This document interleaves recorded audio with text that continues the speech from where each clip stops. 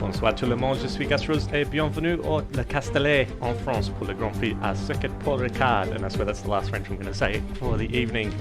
So welcome to round 17, season 6, Formula 1, here for Tier 1 and Tier 2. Getting close to the pointy end of the season, and the championship could be decided tonight here in Tier 1. I'll give you a bit of information about the track. 5.8 kilometre circuit, 15 turns, 2 DRS zones. A lot of action over the last couple of seasons that we've raced here. I'm just going to run through a couple of highlights now. Turn 2 last season, Matt Soyd having a bit of a spin at the exit. Starts here at France can be pretty action-packed, so drivers must be alert. See a lot of cars running wide of the track. There is a lot of runoff area here, so you can run a little bit wide to avoid an incident. Now, last season, some of you may remember, myself and Shrimp had a little bit of an incident a little bit past halfway through the race, turns 1 to 4. Both of us getting a little bit squirrely in the exit of turn 2. Shrimp going very wide and a bit of a dangerous rejoin onto the track in front. And then they go side by side through into turns 3 and 4, and the Alfa Romeo, well, we all know the rest of the story from there. DNS and a safety car bumps up the field for the rest of that race. Back in season 4, we had Seb and Mikau going wheel to wheel, heading into turns 8 and 9, the end of that first long straight.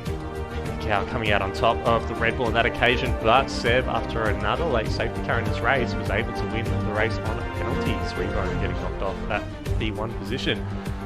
Season 4 as well, T-Mac and Lotus through turn 11. And the Williams there having a little bit of a look down the inside, but the Mercedes shuts the door in a massive drift, and a tank slapper there by the Williams. Managed to collect it very nicely though. This is very a hard circuit on the tyres. Now a little bit of a treat today, we do have a track guide. Bandcamp driving the car. We have commentary from Kuno Zero and Nuts. With him, right. So he's coming up to the first turn, which is called Est de la Verrerie.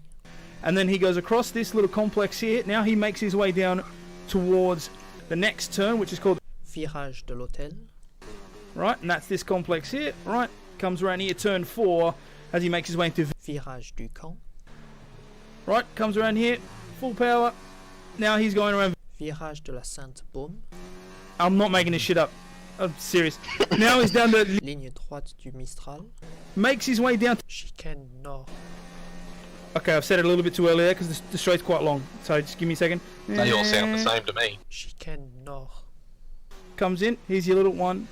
Stop sneezing in Braille. Now the thing is, so the F1 track has the chicane, but a lot of other tracks don't. So this is again the Ligne Nord. What is it? Ligne droite du Mistral. Comes around the Courbe de Cygne. Fucking flies around there. Then, of course, now this is this is the double, so it's Double droite de Bossé. Comes down through here. Okay. Now as he comes around this complex here and he hits the inside, it's Courbe de Garlaban. I swear I'm not making these up. You can Wikipedia the stuff. Alright, then that puts him in Virage de la Tour. And then this last one is Virage du Pont. Comes around and that's the main straight. So as you can see, there is no way on God's green earth I'm saying all of them repeatedly. Yeah, great video there from those guys. Hide that for a little bit later. There we go. Alright, welcome now to Seb in the commentary boxes. We're on this very wet track here for qualifying. On board with Apollo Pepsi. And Seb, how are you doing? I'm great. I just watched that and I'm not even going to try to pronounce any French apart from oui oui baguette. Absolutely. And this track is exceptionally hard at the best of times, and looking as Apollo Pepsi nearly losing the rear there, comes through onto that back straight just in the exit of turn 6. It's going to get a little bit of toe here from the Ferrari. Yeah, it's a lot of tricky names to pronounce. I'm just going to stick to the numbers as the Ferrari just teleported. I'm not sure where they ended up. It might have been maybe out of windows from the game, but we do have a wet quali obviously. This might get a bit lighter as the session goes on, but we have a dry race which could potentially become wet at the end as I'm told, so could be in for an interesting one here, Gus. Absolutely. So we'll go through the championship standings after qualifying is complete, and there's a few scenarios as well as Mikau has left the session. Ooh, that could be spicy if we get the bug where he has to start at the back for leaving the quali session. That could make things a little bit interesting. Mikau can win the championship with this race if he finishes first or second, as long as Fever finishes a little bit lower down the order, but we'll go through those in a moment. But yeah, it's not going to be off to a great start for Mikau if he's going to be starting at the back. As Apollo Pepsi comes across the line for the quickest time of the session so far with 1:43.667. We'll jump aboard with Pacey, who's currently on a lap as well. Yeah, it's just Pepsi's lap didn't look that good, but it's starter quali. As I said last week in Tier 2, it's all about building up to that final time. You're especially going to see these drivers out for long periods of time as they try to get acclimated to these wet conditions. And this track will, I wouldn't say dry up a bit, but if the rain stays the same, you might see a dry line come out of it. As Pacey! Pacey, big tank slap from the curb. He keeps it out of the wall though. This is one of those high load corners which really puts some stress on these tyres, especially in these wet conditions. You're asking for a lot of the rear tyres, so we might see a fair bit of that, as we nearly saw it with Pepsi earlier on as well. Absolutely. I was going to jump down to Kajaki, but he's invalidated, so I'm going to jump on board with Wahid, who's also pointing the wrong way into the wall. I think he's actually picked up some wing damage there as well, just before where Pacey's lost the rear. That's in turn 10 and 11, so Wahid's got some damage, so jump down with Fever, who's coming around the final corner now. Fever needs a good result this week to stay in the fight for this championship. He comes across the line and he goes P2, 141.9, and he's just 100th of a second behind Panda, who's currently on provisional pole, so he snuck that lap in there and got himself in a good position. From what I'm hearing, Panda might be the man to beat if this quali remains this wet. I know he was putting in some good times in time trial, but time trial never necessarily translates well to qualifying, so... Absolutely. You see Smitty there coming across the line with 143.6, sneaking inside the top 10. And we're jumping by forward with Combined there in the Renault, who's having a big tank slapper in the exit of turn 2, going into turn 3.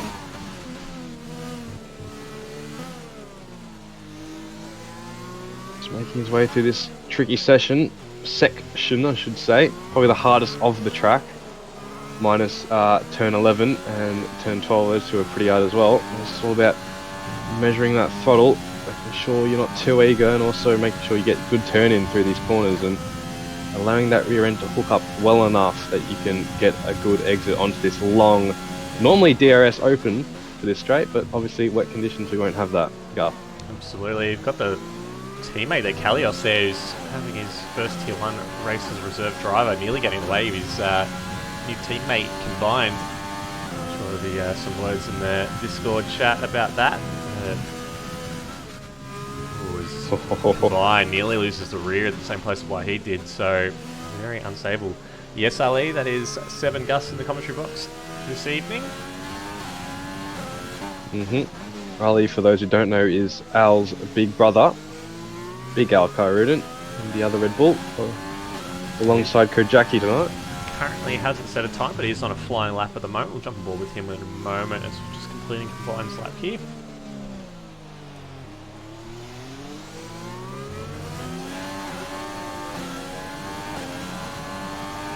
And Combine comes across the line. Goes up to P12 for 143.681. Big Al coming around the final corner now. Big shout out indeed. Al comes across the line. Up for P7 at the moment with 142.833. So a few of these drivers will be running high loads of fuel just to string together a couple of laps. And generally people are going to do about 6 or 7 minute stints, just banging out a few laps, then come and put on some fresh tyres for the end of the stint. The track will dry up towards the end.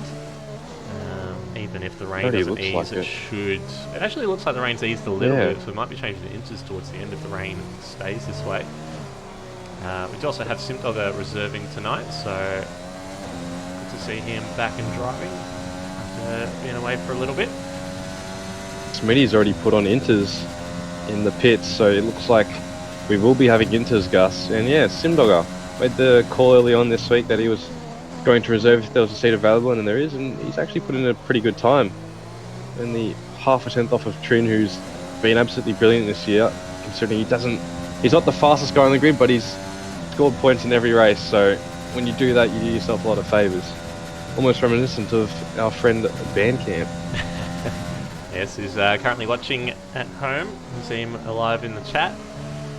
Thanks to Apollo Vincent and Ali pointing out that Pondon was in P5, it's currently P6, but it's a pretty solid result in quality for him so far. We do see Apollo Pepsi who's got the engine selected as well. So they're all just waiting for the right moment to come out and put on a time.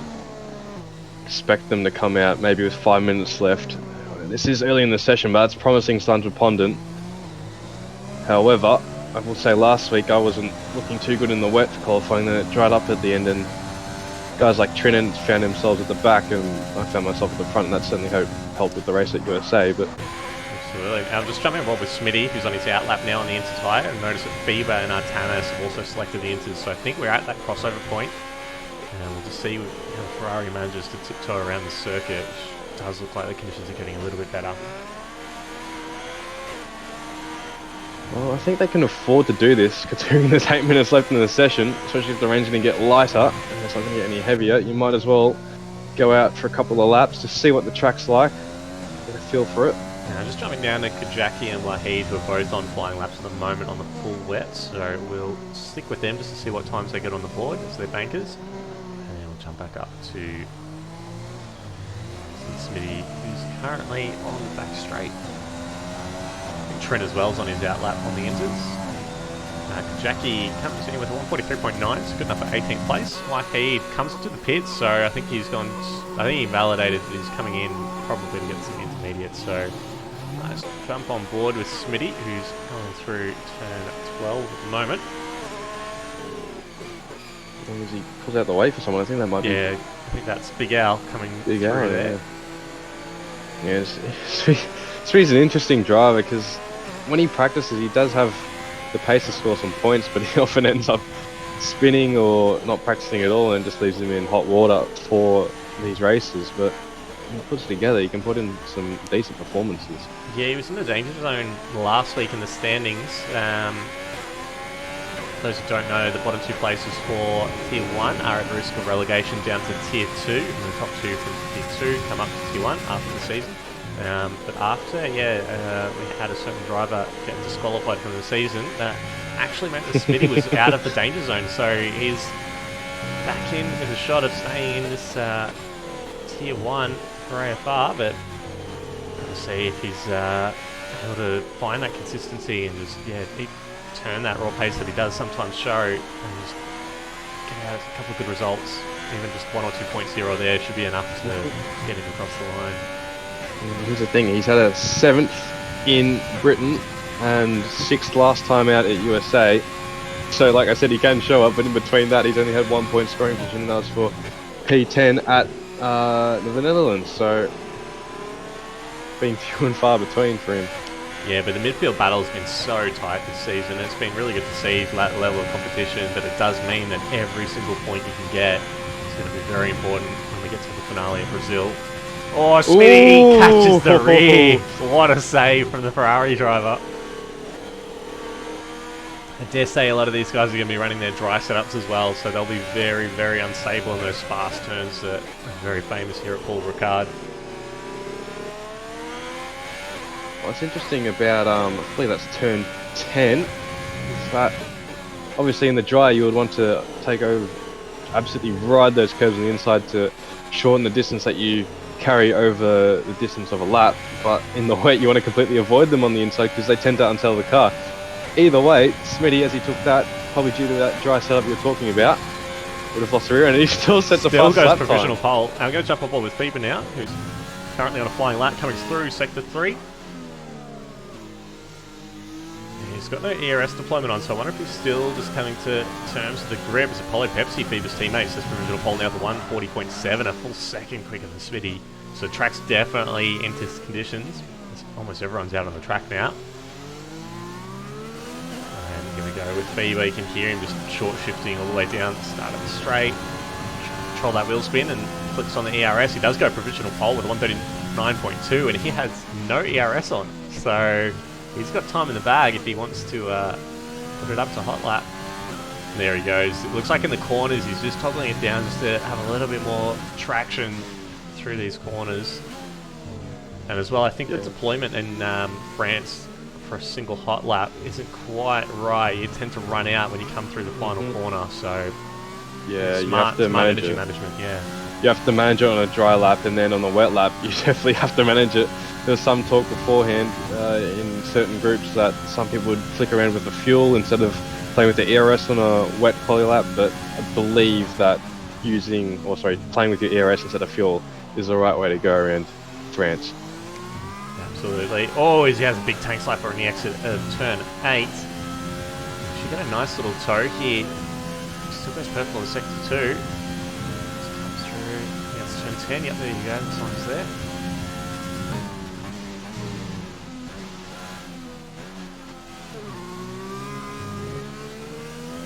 Ooh, another tank slapper. It looks like a really tricky drive at the moment. But you can get away with them. Just about. He's flirting, really asking a lot of those rear tyres. I'll be surprised if he goes for. I wouldn't be surprised if he goes for a cooldown lap after this one. But he's just winding around the final corners, get into second gear. Early apex is a wet line. Short shift up through the gears slowly caress the throttle gus. Bet to see this. This should be about a high 38. Yes, it is. Proves by half a second, so yeah, 38.7. I think that is. Potsy sets a P2 with 139.5. I'm just going to jump down to Mikau, who's coming through that long double right-hander. Through turns 10 and 11. Let's see what he's got in the bags. He's currently down in 18th, so he's 5 seconds off the pace. He hasn't set a time yet on the intermediate, so should expect an improvement here. He comes through turn 12 and 13.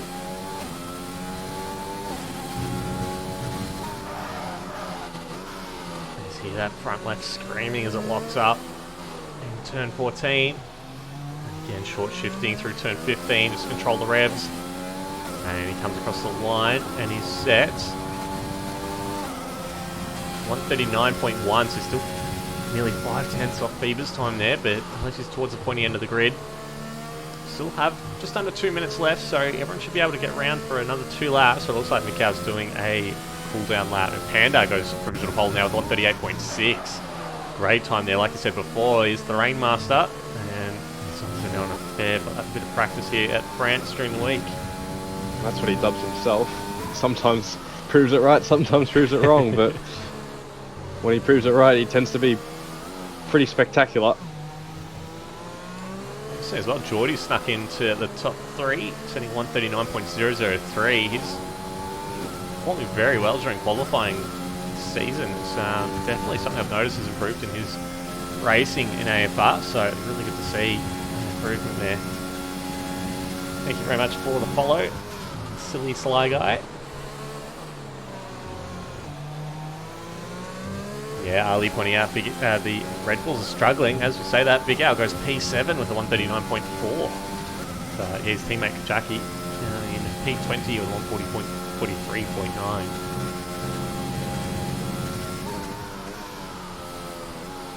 I expect Big Al and Simno are going to potentially have a battle today.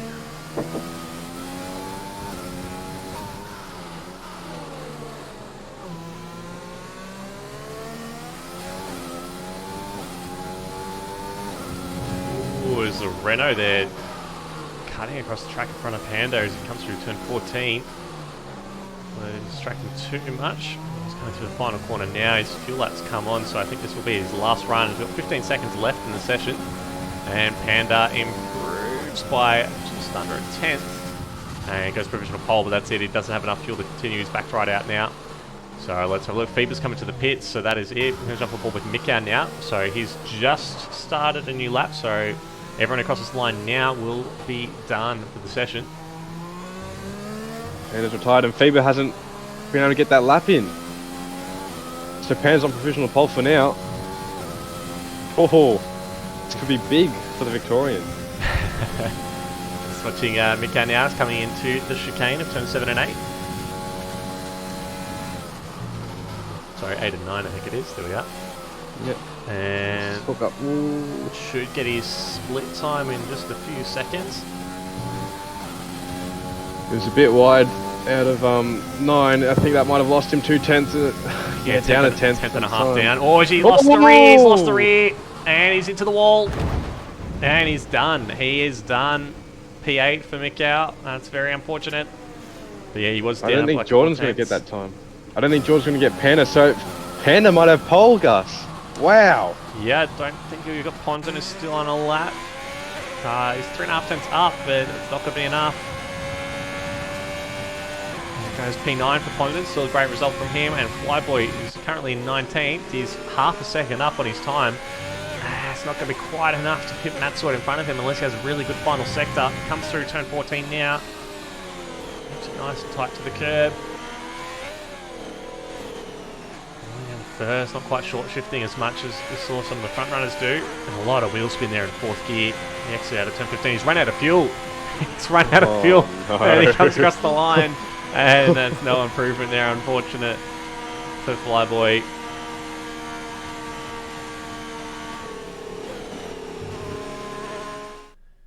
Let's run through the results here. So Panda on pole, 138.5. We've got Fever P2 with a 138.7. Tanis P3 with a 138.8.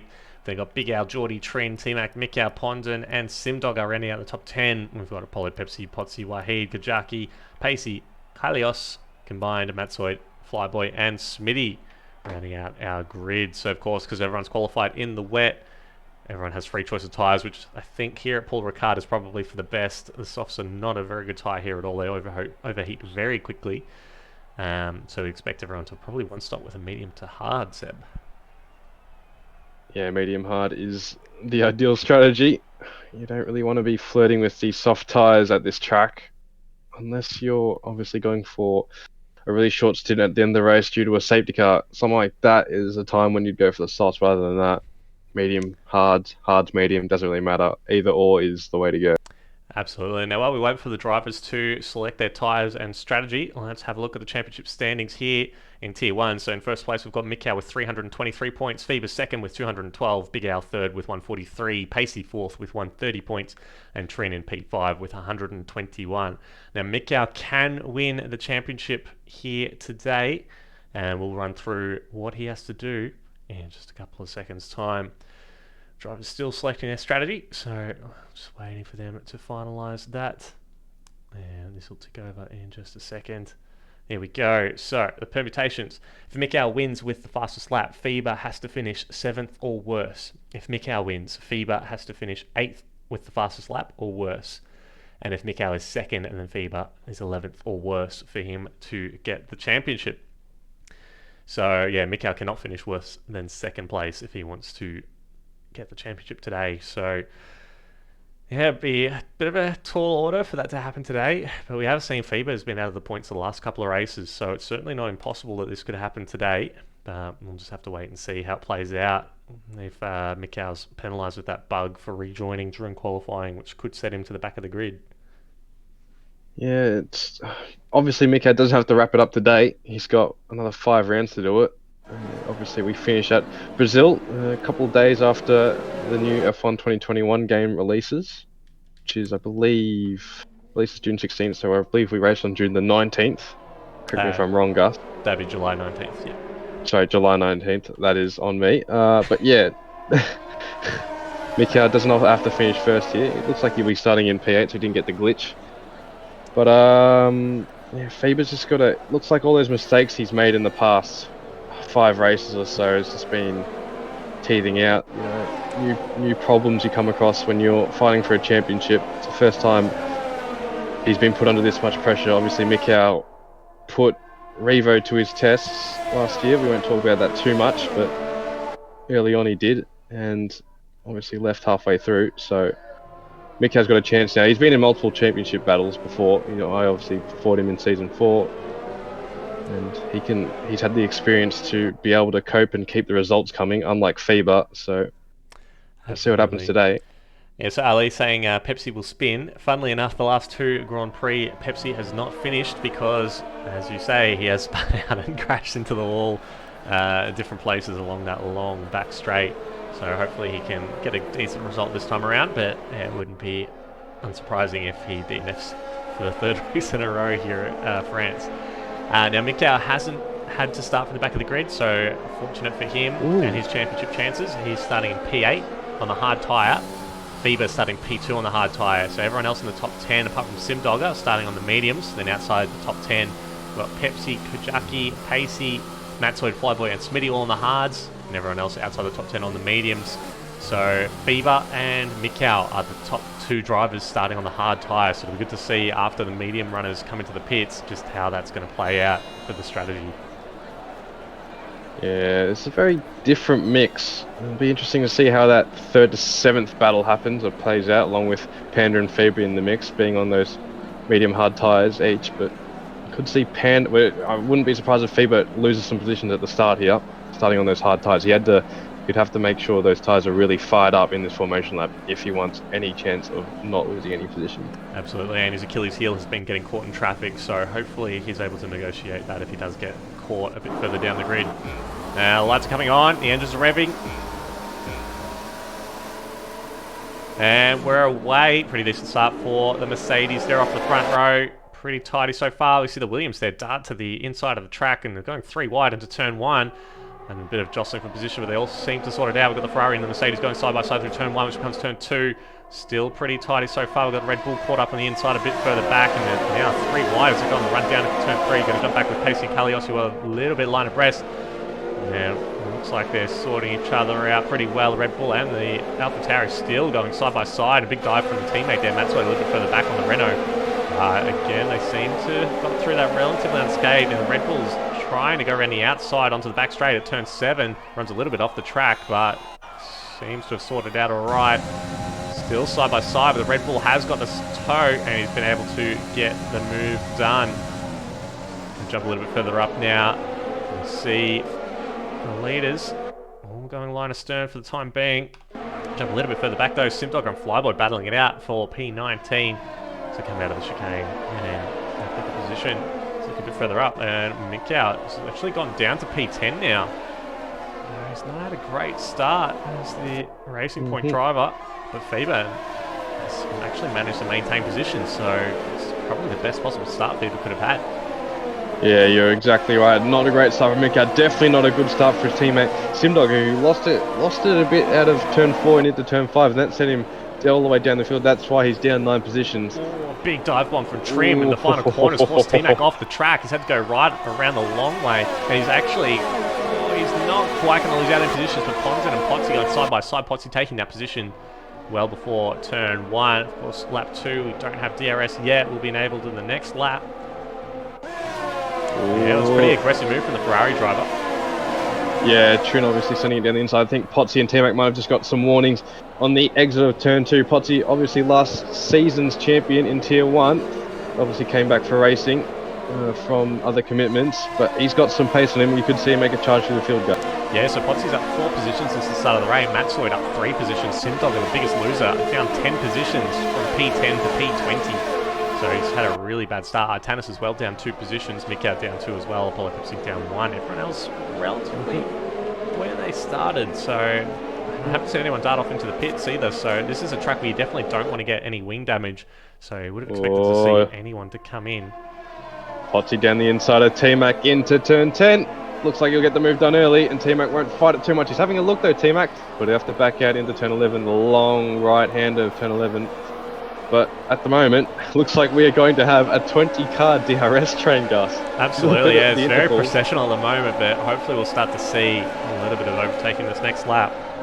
It could open up a lot, but with pit stop phases, we tend to see that kind of get jumbled up a bit, but hopefully we don't see any stragglers fall behind too much so we can keep this DRS train, because normally when we get there, you can get some serious racing. Yeah, expect the medium runners to come in roughly around about lap 12. The hards will be about 15 laps thereabouts, so we expect probably about 5 laps time the mediums will start to drop off just a little bit and come towards the hard runners, so the likes of Mikau should be able to start coming back towards the front of the grid, because we do have DRS enabled, so we'll start to see on this main straight. We'll jump aboard with Fever in just a moment, and maybe close enough to make a move. We do have Flyboy. So Jordan might be though. Flyboy's just outside of that DRS range at the back there, but we'll have to have a look. Fever is gaining on Mercedes. Just a little bit too far back. That hard compound really not working for him just yet in the slower section of the circuit. Well, either way, this is very good for Fever. It's okay if he loses 1 position to Big Al, who's got a monster run out of turn 9. I'll see if he fancy moves through turn 10 and 11. He looks like he might be setting up potentially. No, he's too far back. He'll have to wait a bit, but he got a monster run. Yeah, the McLaren For actually... Faber right now. Faber actually covering the inside slightly there. I think he was a little bit worried that the Red Bull driver may have just sent it down the inside. Decided better of it. Just jump a little bit for the back. Pacey all over the back of Kajaki. His teammate couldn't quite get a move out of it. Well, as we see AlphaTauri, Matsoid looks like he lost the rear there. And he's dropped 4 or 5 positions. He's side by side with the racing point going into turn 14. Racing going out very wide there.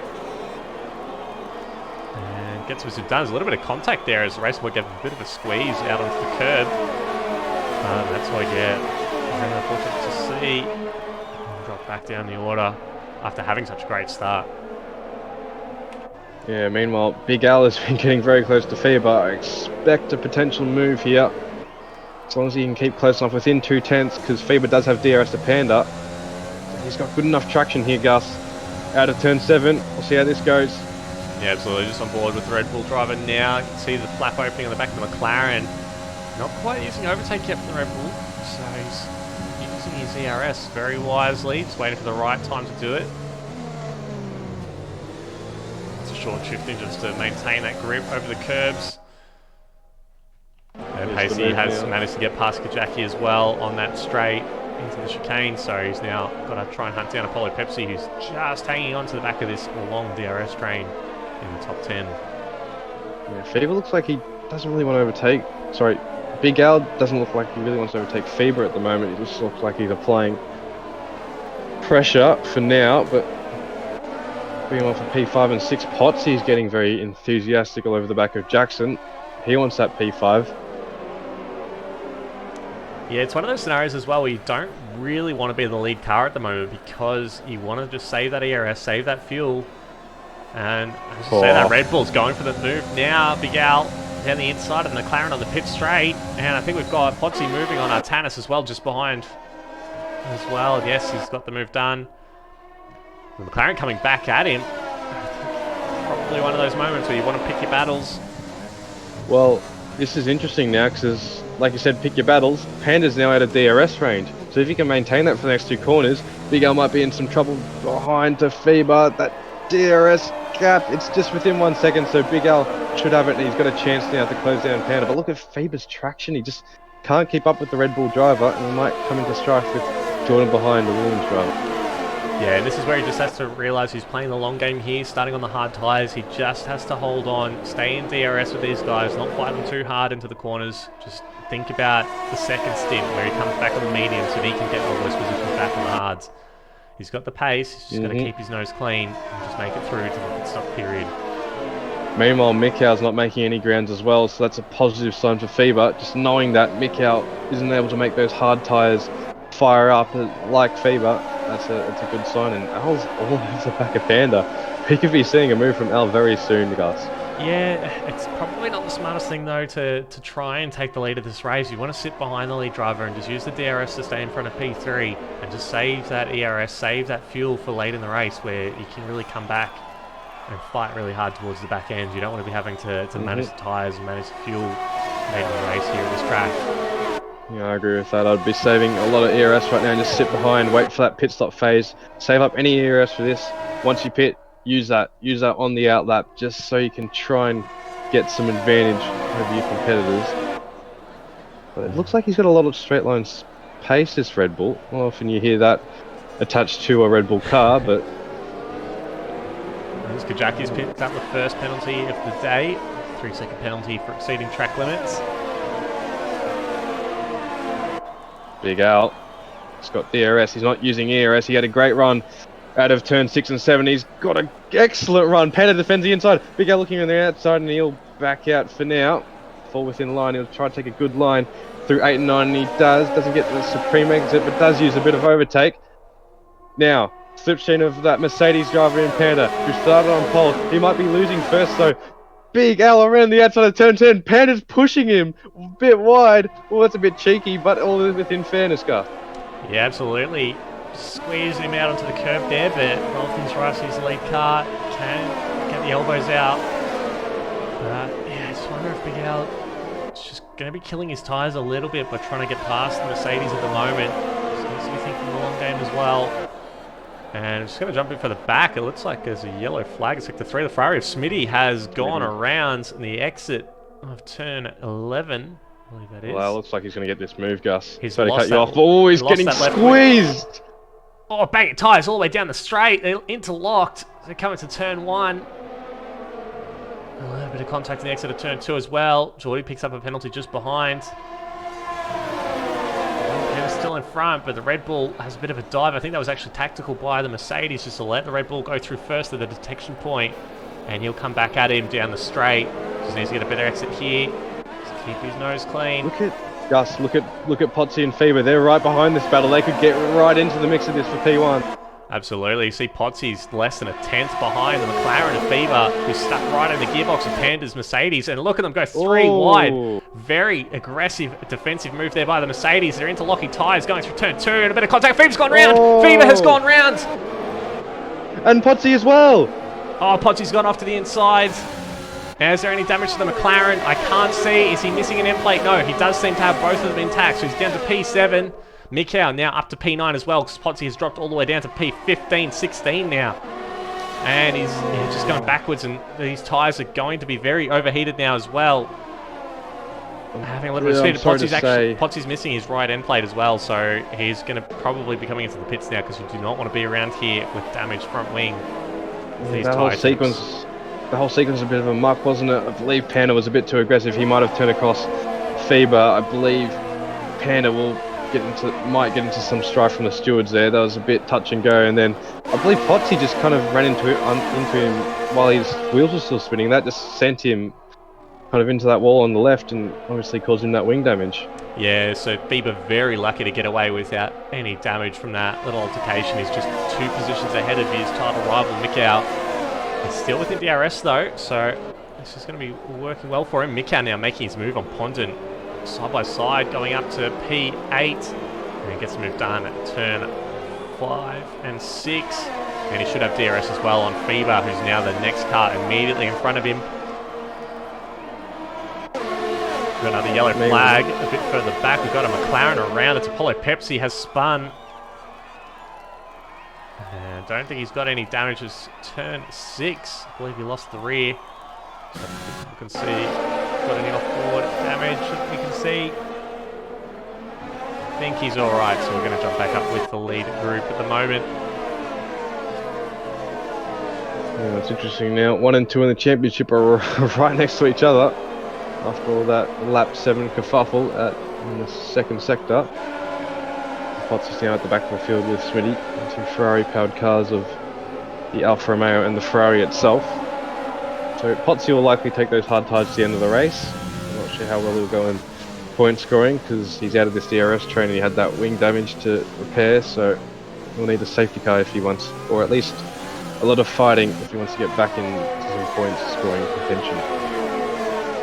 Yeah, absolutely. We've still got 18 laps to go of this race, so plenty of time for anything to happen. But yeah, being outside of that DRS is going to make it a little bit difficult for him. Panda picks up a 3-second penalty now.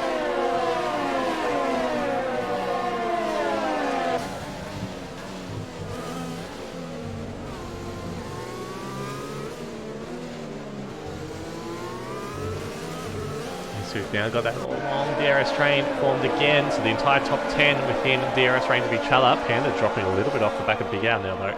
And then outside the top 10, got a car full of groups forming now.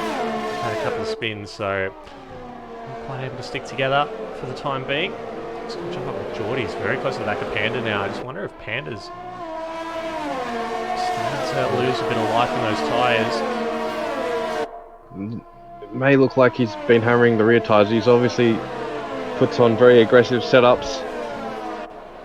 He's very rear dependent. He needs to make sure that rear is over rotating than the front when he drives, and that tends to either pay off really well or leaves in the dirt, as I said earlier on in this night. Just keep an eye on the gaps a bit further back. Feber just barely hanging on to DRS from T-Mac there in P7. If he drops out of that range, he's going to be very vulnerable to Mikau, as we see Geordie now making a move on Panda, trying to go around the outside of turn 1. Panda positioning his car very nicely in the middle of the road just to make it difficult for the Williams driver to get a move done. And he'll have to wait for the next DRS straight. As you can see, the gap's behind when we're starting to close up. And Big Al's absolutely bolted. The gap's now 1.8 seconds. He's put on a second nearly in the last lap or two. So I think the Red Bull's really started to stretch its wings. Well, he needs to, because those medium tyres at the end of the race tend to fire up a lot better than those old hards. As Jordan down the inside of Panda into... Oh, they're banging wheels. Banging tyres. It looked like the Williams bumped the Mercedes on the way through, and the Mercedes just returned serve once he got past. It's very, very aggressive driving there. Panda's not giving up, though. Panda's looking down the inside. Oh, this is He's gone for interesting. the Ricardo move on the inside. Yeah, Ricardo move, exactly. Squeezing each other down to turn 10. Panda's holding the inside. He's pushing him off the track. Williams has absolutely no ERS left, and that's why the Mercedes... Oh, he's spun. He's had a big drift, and he's got back into the racing line. Has he been able to avoid contact? I think he has just caught it. Oh, that could have been disastrous for our top runners. Yeah, so Geordie there, he'd run out of ERS. That was what happened. So that's why Panda was able to close that gap so quickly down into that corner. And then Panda pulls it into the pits. Yeah. Oh, and Geordie's exceeded track limits as well. So that might be because he didn't take the pit entry properly, I believe. Yeah, but that half spin was kind of self-inflicted. He kind of turned in on Panda when Panda already had that track position on him. Yeah. Both drivers pit. Not sure if you mentioned that. We obviously saw Geordie go into the pits, but... Yeah, he peeled off as well. And look at this gap between Mikau and Fieber now. Less than 0.2 of a second. I think Mikau's going to make his move now. We see the medium runners starting to come into the pits, so expect the remainder of them to come in at the end of this one. And Mikau closing right into the back of the McLaren. Oh, look at that run, Gus. Yeah, absolutely great exit from the racing point. And Mikau moves up into P5, overtakes his rival. And up into the top 5. And as a reminder, he does have to finish in the top 2 for a chance to win the championship at this race. But it does depend on Fieber finishing down the order. So we'll jump back, and Matt's and Flyby going side by side onto the back straight. And Simdog as well, getting in on this battle.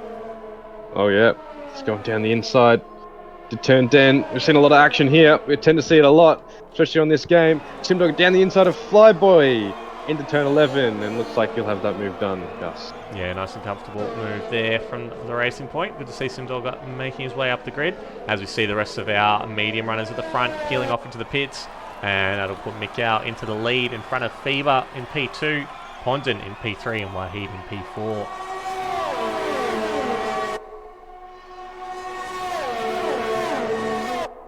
Saw Fieber weaving there on the straight. I wonder if he's struggling for a bit of temperature in his tyres. A bit unusual to put that extra energy into your tyres this late into your stint. It's interesting. We'll have to keep an eye on that and see how he performs compared to Mikau. Well, I'm looking at his steering wheel right now. His front left is absolutely beaming on temperature, 100, and the rest of his tyres were kind of floating between that 87 mark to 97 mark, so maybe his tyres are a bit under the weather at the moment.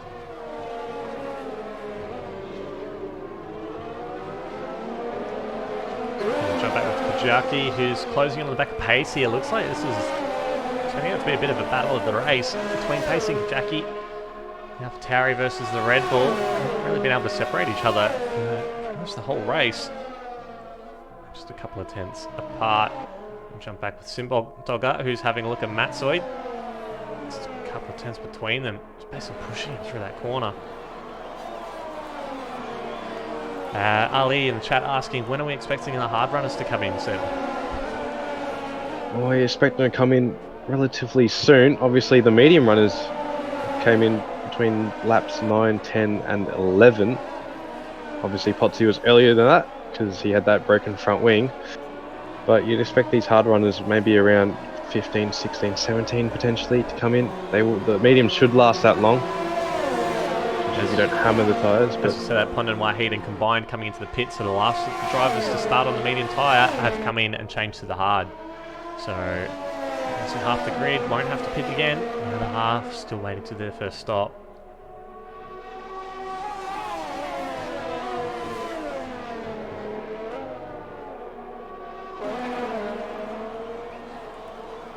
Well, a provisional leader, Al, he dispatched Pepsi in the last lap. He's got some clear air to make use of, 4.2 seconds to Flyboy. He'll be making good use of that. He needs to, considering Mikau and Feber will be pitting for medium sometime in the next 5 or so laps. Yeah, it's going to be an interesting one to look at. So at the moment, Mikau is about 6, 11, about 15, 16 seconds in front of Big Al at the moment. So it's going to be a close one. I would actually expect as Simdog goes down the inside of Matsoid. They're still side by side as they come through to that double right-hander, but still side by side. Point being very kind to the AlphaTauri driver there. It does manage to pull out in front. So yeah, Mikau is actually going to be pretty close to... Oh, as Fever pulls into the pits, Mikau's going to be pretty close to Big Al when they come out of the pits. And Fever tries for the undercut now on Mikau. See him come in now. He's actually got some wing damage to his Fever. He's getting his front wing replaced. I wonder if it was a line break. We couldn't actually see it. We've got a Ferrari around on the back straight. I think that's Smitty. Next to the turn 8 and 9. Well, for Mikau right now, I actually expect him to pop out between that gap between T-Mac and Pondant. Obviously, with that wing damage, Fever will be dropping down further than that, lose an extra 5 seconds from your pit from your race time due to wing damage. So Bandcamp is saying pit stop. Bandcamp's just saying in the chat that Fever picked up that wing damage from the incident with Panda, so he's been carrying that. That might explain why he's a little bit down on pace compared to Mikau. And now he's down to pace 16. He's got to run those mediums to the end of the race for the next 13 laps, so definitely doable, but he has to get back up to positions, and Mikau is absolutely bolted now. He's 5.5 seconds clear of pace. He used the next car on the hard tyre, and yeah, this might be playing into Mikau's hands to get the championship this race. Unless there's a safety car, Fever's going to really struggle to come back through that many cars. Yeah, well, Mikau's he's been absolutely consistent. He's the king of consistency. Lap 12, 11, 10, 9, 8, he's done a 33.0, 33.2, 33.3, 33.2, 33.3. So that's just how his past 5 laps has gone, not including lap 13. He just bangs in those laps and he does what he needs to do. Doesn't do anything more, doesn't do anything less. I think, and as well, the start of his race was very conservative. We saw him drop a couple of places pretty early and then not really push to try and get those positions back until basically it was that everyone started to pit. So I think as well he's just waiting, saving his tyres to this moment where he can push them really hard before he comes into the pits and then just do his normal thing on the mediums as well. So I think he's racing very smart as well, which I think paired with consistency is just that's championship winning material right there. Yeah, well, his lap 13 was a 32.5, which is 0.5 faster than lap 12, which was 33.0, as I mentioned. But at the end of the day, you can't really fault Feber for his misfortunes, at least this race. He's on for a potential move and was potentially swiped by Pan. I never got a great look at it, but from the angle I had, it just looked like he was kind of swiped across. So we'll see what happens post race, what the stewards have to say about it. But it's rather unfortunate for the other championship contender.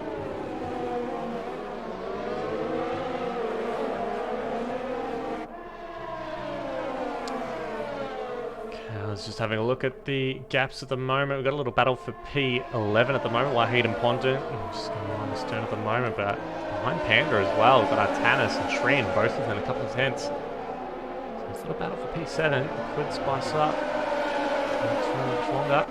So we see Jackie and Simdog coming off into the pits. Matt Sword as well.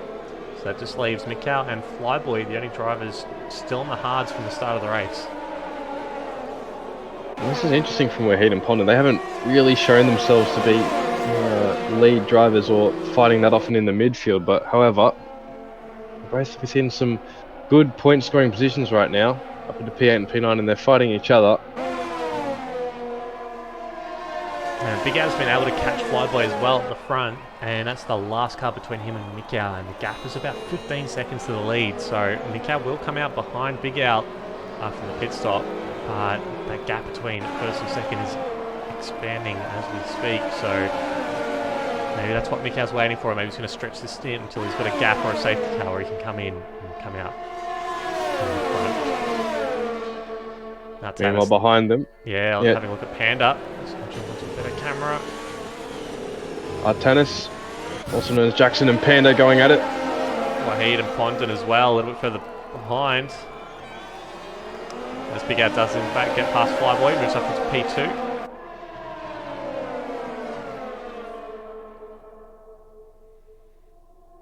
Tell you what, Panda's really dropped off from qualifying. Obviously, I did say his wet pace was very good compared to this field, but Feedback making 2 positions up. He's got past Wahid and Pondon going through the double right-hander.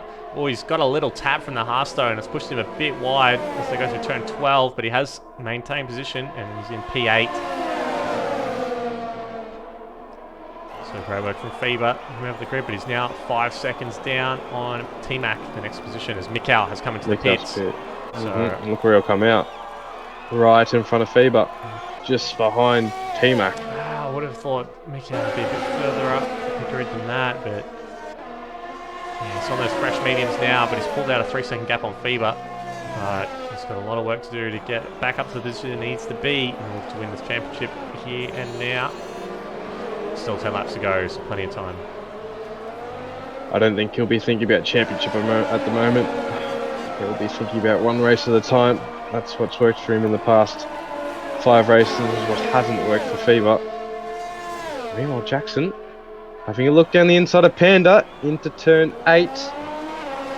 Nothing sufficing of it so far, but he's got a good run through turn 9. Nice tight line. Within range of Panda to be able to use that ERS, but it doesn't look like he will. Doesn't look like he wants to. He's just going to bide his time. Maybe play the long game. Jordan's now back in the session after having a bit of a disconnect there. Yeah, it's unfortunate. He's dropped down to P12 now, so really good position before, so it's very unfortunate that it's happened.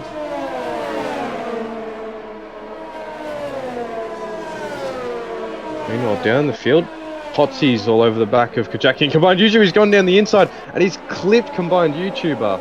Oh, that's a bit hairy. It's a bit of a weird spot to go for a move late turn 11, especially when you don't have track position on your fellow driver, but he tried it and it didn't pay off. He was lucky his car kept the right way so he could clear within DRS range for another potential move. And we had another yellow flag there. We had Smitty spinning on the back straight again. Unfortunate for him, he's really seeming to struggle. Let's get some insider news. Apparently Ali saying that Al is struggling. So let's look at the Ferrari driver out in front. Looks like he's doing alright, but Matsoy setting the fastest lap of the race there with 131.2. Well, if you look at Mikau's pace, I believe he was a second and a half faster than this P2 battle kind of group. So he's running the back of it, and I think he's going to make quick work of it. Is he now on the back of T-Mac? DRS and a bit of ERS. Overtake is on. He's right in that slipstream. Doesn't look like he has a straight line speed. Will he go for the move right now? He does. He's got the tyre grip, but he runs to the side of T-Mac. He's around Gus. I don't think he's got any damage, but yeah, he's very late on the brakes there, and I think T-Mac did give him enough space there, but I think Mikau just carried a little bit too much speed there and just ran into the side of the Mercedes, and he's gone around. He's lost the position to Fever, who moves up to P6 now. Yeah, you're right. I just think he didn't take the right angle through the corners. I think is he losing even more positions? Or is that his teammate? No, I believe that's his teammate. Sindog has gone around to turn 9 as well, and he's gone right to the back of the grid now. Apparently Mikau has got a little bit of damage, so this is not good. I think, yeah, he's missing a little bit of the end of his right end plate in the offboard shot from what I can see. And it's unfortunate. And it's a bit uncharacteristic as well. Very impatient of Mikau to go for that move. He didn't really need to. He had the pace. He could have got it the next time around, but it's hurt him. He's now behind the person he has to beat. It's interesting because, you know, I know it's one race at a time for him in the concept of championship, but when you think of a race, you got to think one move at a time to think so far ahead, and I think he might have been thinking of a race win at the moment. It's what was going through his head, and he potentially could have wrapped up the championship with the pace that he's showing in that first lap, or that out lap on those medium tyres, but nevertheless he's gone for it. Now Jackson with a great run on Panda, and he'll just fly by him down this back straight, this back DRS straight, and he'll take P2 for now. Panda very late on the brakes, trying to come back at him to the crisscross, but not quite able to get it done. I see Geordie really struggling to get back into the session, unfortunately. Yeah, meanwhile, Matt has gone for a move on Kalios into turn 8 and 9. He looks like he's got that done. Kalios is struggling for grip on those hard tyres compared to Matt's new 3-lap-old medium tyres.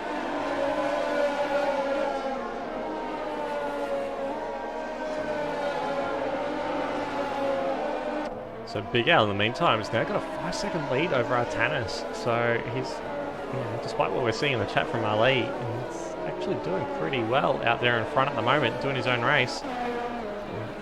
He just has to manage, doesn't he? At this point, if he's struggling with tyres, he can just manage the race from here on out. He doesn't need to light the track on fire. Just kind of save those tyres and have a bit of a gap you can fall back on in case he does get a penalty. Unlikely that he will, but especially with that gap he has and the pressure he's under.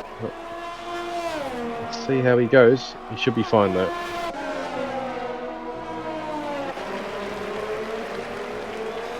So Wahid just a couple of tenths behind Condon now. Should be sizing him up for a pass in the next DRS straight.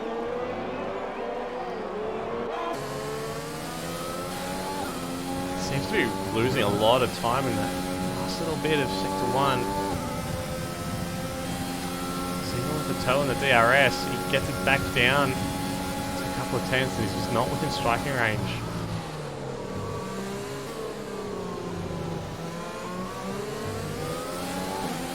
Thank you very much for the follow, Corn Dog. And I think there are a couple of others as well. Thank you for the follows.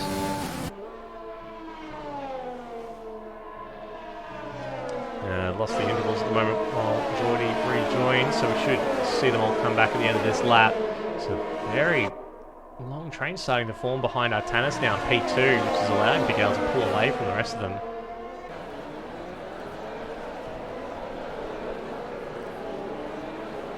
There we go, we'll see them all come across the line. We'll get those deltas back in a second now. There we go. Yeah, Mikhail's dropped 2.5 seconds off the back of Feber now, so that damage is definitely hurting him.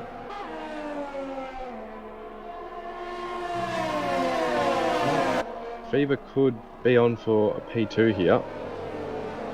Those fresh medium, or sorry, I say fresh mediums, they're just about the same life as those hards. He did pit early when I needed to, considering he had that wing damage from T-Mac's teammate Panda in the other Mercedes. Looks like he's getting a bit too eager, judging from how much wheel spin he got out of turn 6 and 7, Gus. Yeah, absolutely. Keep an eye on these gaps. Just looking at Wahid, who's actually just been able to get. Oh, he nearly was. I think he got him. He's got him. Oh, but he's lost it. He's lost the rear. Big tank slapper, and all that hard work over the last few laps, just closing that gap down, has absolutely gone to waste. He's thrown it away by losing the rear in the exit at turn 9. And as a result, he's lost 3 positions from that. Dropping from P9 all the way down to P12.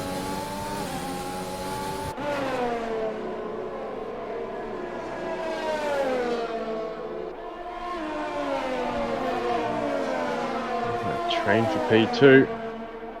Really heating up, and it's letting Mikau kind of claw back some time on Feber. Yeah, he's pulled back about a second, yeah.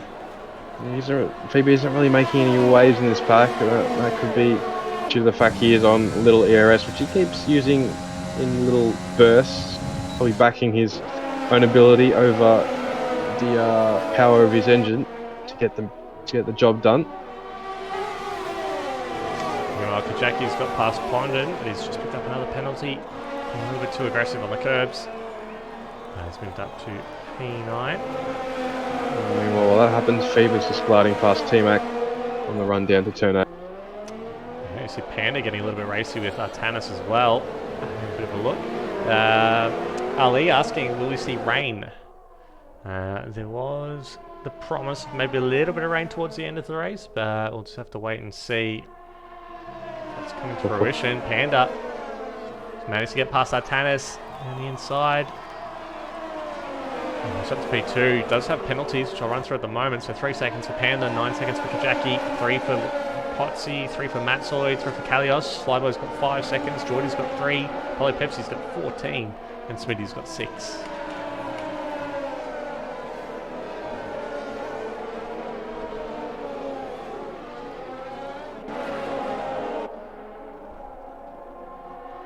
Although he'd had that little loss of traction, that tank slap out of turn 9, it still looks like he has pace and confidence.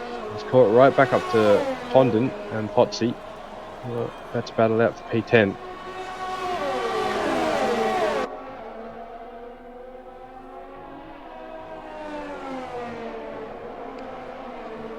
Yeah, so it looks like Jackie's starting to pull away from Pondon a little bit, who, as you say, is coming under a lot of pressure now from Potsy.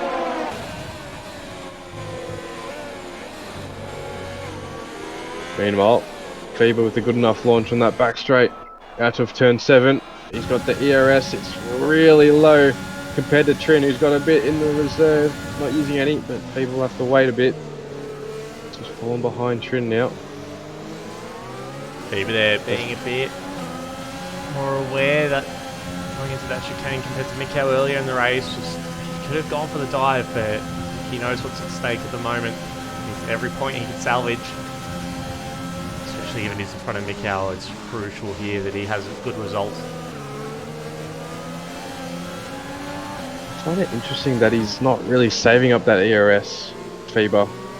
Keeps using it, it looks like he's not really setting up his moves, he's just trying to keep close and then get by when he's got enough pace. Yeah, looks like he's going for a move down the inside of turn 15. Oh, he's being pushed. No, he's spun around. He's had a half spin, he's managed to catch it, but there goes Mikau. Mikau has gone through. And yeah, the move was on, but it was almost like he didn't quite commit. As Potsy is retired from the session. Has he come into the pits and retired? That's yeah, he has. Not great. Hopefully he doesn't come back out onto the track. I wonder if he picked up some wing damage or something, because he was in a decent position there. He was fighting for that final couple of points. Might not have just hooked up. Meanwhile, Panda's teammate, T-Mac, behind Trent, who was just involved in that incident with Fever earlier. Nothing really sufficing so far. It looks like Trent has enough straight line speed to see off T-Mac. Well, both have DRS, but neither using ERS, so kind of expected that they'd just fall in line for another lap.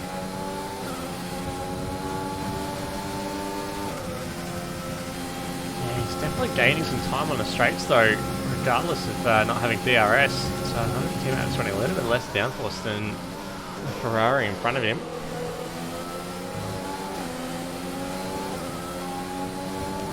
Well, T-Mac obviously has 20% more ERS than Trin does. He's just been saving it up, probably looking for that last lap move or maybe last couple of lap sequence where he could potentially even steal a podium here. He's got 2 podiums to his name in AFR Tier 1. So noticing it's getting very overcast now. Yeah, we could. I'm not sure we'll see that rain, Gus. A couple laps to go, you never know. See this nice little battle forming for P14, Kalios, Geordie and Flyboy. Renault looks like he's really struggling with tyres now this late in the race. What's interesting is it's gotten a lot darker in the space of 4 corners in Sector 1. So we actually might be able to see some rain here, Gus. It tends to be that when you get a quick enough change in weather like that, there's a good chance you get rain in this game.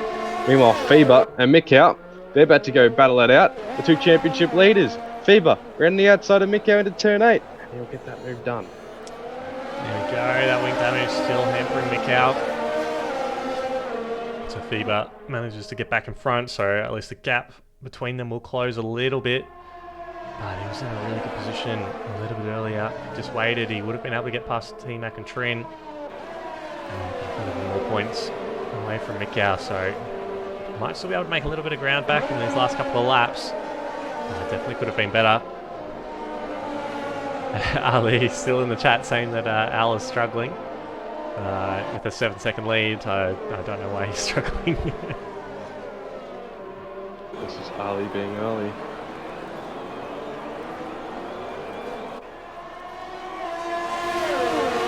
T-Mac closing in on the back of Trin. See him using a bit more ERS as well. Look how tight that battle is for P2 to P5. Yeah, it's separated almost down to P7 now as Fever's back within DRS range as well. And they're separated by less than a second. Or now it's just over, but it's a very tight group, especially as you said, Fever getting into it, along with Mickey being dragged along with that front wing damage. We could see some last week fireworks. We might. I think I see some rain coming, Gus. I'm seeing some rain as well. So 2 laps, well, a lap and a half to go now, and it's started to rain, so it's going to get a little bit treacherous. And the drivers on slick tyres. Thank you for the follow, Robin Hood Lawyer F1. As we come to a very spicy period in the race, so Big Al has really run away with this race now, 7.5 seconds in the lead, but now it's this battle for P2 and P3 that goes all the way down to P7. So we see Trin going very defensive on T-Mac there. Through to 12 and 13. Oh my Gus. Jackson has 65% ERS compared to Panda's 24. The massive disparity. Panda's gonna need a bit of luck if he wants to hold off Jackson down those 2 back straights. Absolutely. So this is the second last of the DRS straights we'll come across. As that rain's getting heavier now, you can see it pretty heavy from the offboard camera. Oh, there's just 1 lap to go. They should be able to survive another lap. Smitty picks up the fastest lap of the race at 1:30.3, so he'll deny anyone in the top 10 from getting that bonus point unless they can improve on this lap.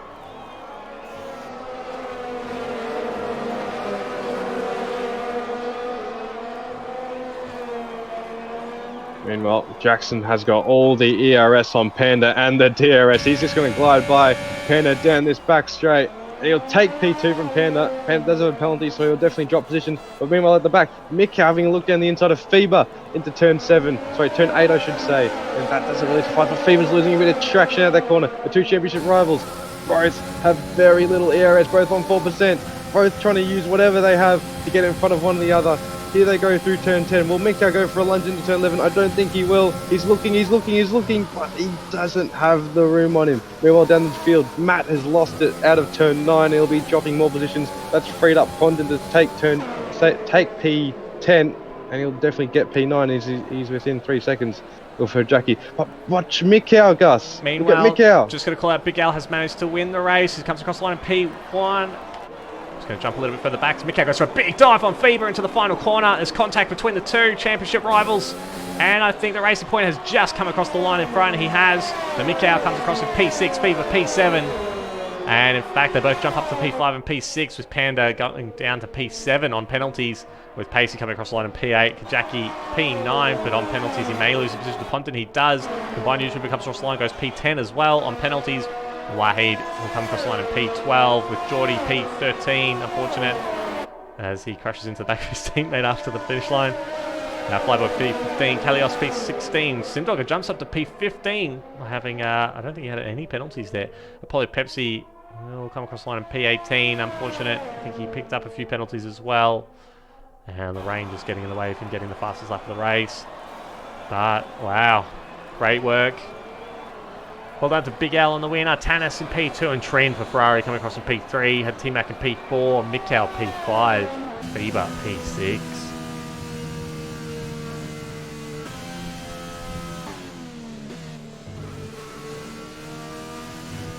There we go, driver of the day goes to Pacey. He ended up pretty decent points paying position after that race. So you see there, Michael Schumacher himself, Big Al, blowing the kisses to the crowd. Good win for Red Bull. A bit of a quiet race there from Martanis. Didn't see too much of him during the stream, but he did enough to come across the line in P2, and Trent as well. Very strong defending there against I believe it was FIBA he defended from. And yeah, was able to keep the McLaren behind and come across in that podium. So Big Out did have a 3-second penalty as well in the end, still won the race by 4 seconds. So great work for the Red Bull driver there. But yeah, fastest lap of the race goes to Smitty back in P19. And Pacey, yeah, started P15 and came across the line in P8, so I had the most positions gained over the course of that race. Well, thank you very much, Seb, for joining me in the broadcast for Tier 1. And we're going to take a short break. If I can get my mouse to work. We're going to take a short break before Tier 2, which will start in about 17 minutes' time. And so please stick around for that one. It looks like it should be a good one. So it's good to see that the championship fight for Tier 1 will continue on until next week, with Mika just beating FIBA there, but unfortunately he couldn't close that gap, so it's going to be a little bit easier for the Racing Point next time around. Again, Seb, thanks for joining me for Tier 1, and we'll be back soon.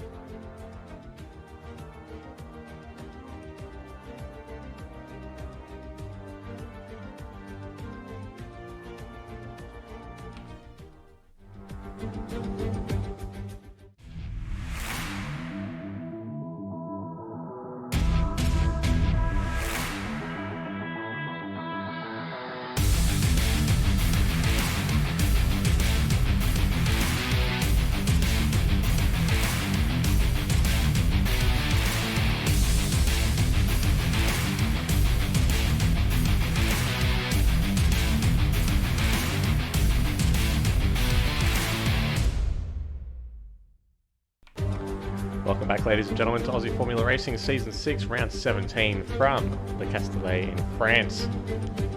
For this Grand Prix around the second Paul Ricard. So after that great race in Tier 1 a little bit earlier, we're here now for Tier 2. Just drivers just loading into their qualifying session. Let's have a little bit of run through some highlights from last season. This 5.8 kilometre circuit, 15 turns, 2 DRS zones, and overtaking opportunities. Tight and twisty track. Now the whole grid was put up there, a little bit of drama at the start of the last race, and Alfa Romeo pointing the wrong way. We had some racing point front window flying. This section between turns 3 and 9 gets so bunched up. This opening lap we expect to be pretty tight and competitive. See the Haas there running very wide, lose a bit of its front wing as well. Go 3, 4 wide as they go down the straight towards turn 8. To get themselves sorted out, but it's a very, very tight twisty section to get so many cars to go through in a short amount of time. At turn 8, last season we had Papa Fresh, we had Psycho, Yumpsy and Saxa. Down that long straight into turn 8, we had the Red Bull just turn a little bit too early on the Mercedes, and Mercedes actually blocking the Alfa Romeo there. The safety car coming out due to one of the other racing points, crashing out a little bit early down that straight. Turn 8 is one of the key overtaking positions in this circuit. Expect to see a bit of action there. Another place to do it is also here, Trinchot, rounds 13 and 15. Gets down to the Williams on Pondon. Both of them sort of have pretty good races in Tier 1 a little bit earlier.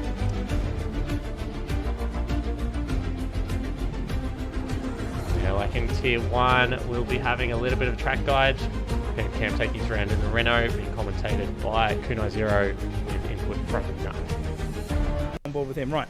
So he's coming up to the first turn, which is called Est de la Verrerie. and then he goes across this little complex here. Now he makes his way down towards the next turn, which is called Virage de l'Hôtel. right, and that's this complex here, right. Comes around here, turn 4, as he makes his way into Virage du Camp. right, comes around here, full power. Now he's going around. Virage de la Sainte-Baume. I'm not making this shit up. I'm serious. Now he's down to Ligne droite du Mistral. makes his way down. Chicane Nord. Okay, I've said it a little bit too early there because the straight's quite long. So just give me a second. They all sound the same to me. Chicane Nord. Comes in. Here's your little one. Stop sneezing in Braille. Now the thing is, so the F1 track has the chicane, but a lot of other tracks don't. So this is again the Ligue Nord. What is it? Ligne droite du Mistral. Comes around the Courbe de Cygne. fucking flies around there. Then of course now this is the double. So it's Double droite de Bessé. comes down through here. Okay. Now as he comes around this complex here and he hits the inside, it's. Courbe de Garlaban. I swear I'm not making these up. You can Wikipedia the stuff. Alright, then that puts him in. Virage de la Tour. And then this last one is Virage du Pont. comes around and that's the main straight. So as you can see, there is no way on God's green earth I'm saying all of them repeatedly. Alright, hope you all enjoyed that. Now, here for another wet qualifying session here for Tier 2. Nemo, in what could probably describe as his natural habitat here in the wet, is currently going through turn 1 as well with the Alfa Romeo, who's on the first of the cars to go through. Flying lap, so see he runs down into turn 3 now, switches down over the curb.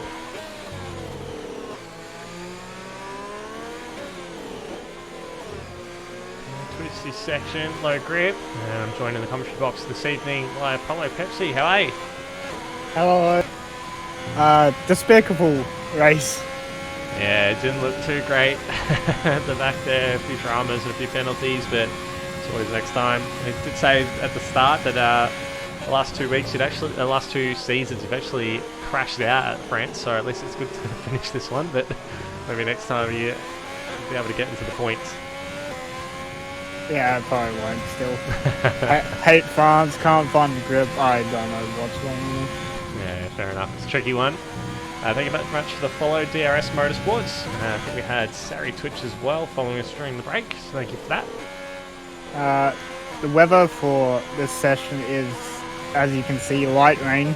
And then they got light rain in the race. Oh, spicy, alright. It's going to be very interesting.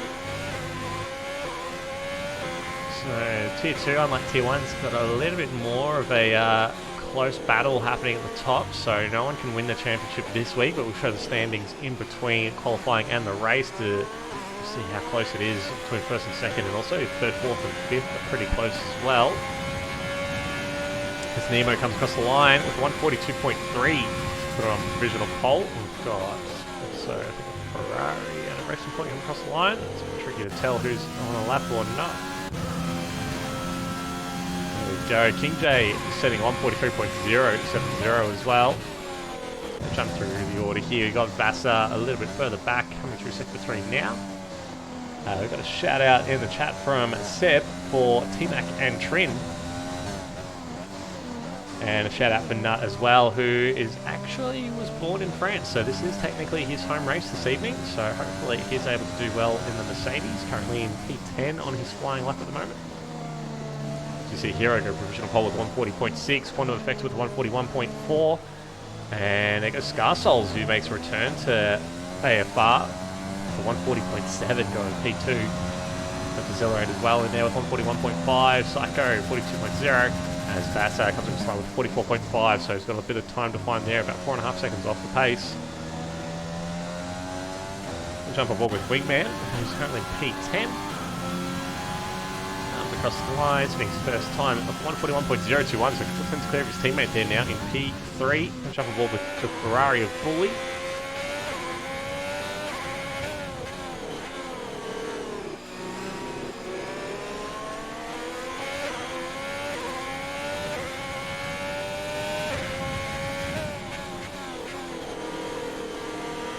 Pretty tidy through turn 14 and into 15. Runs very wide though. He's missed the apex there of turn 15. He's going to hurt his time a little bit. Comes across the line. It will be 143.4. So he's jumped in front of Vassar, but he's got a lot of time to find there.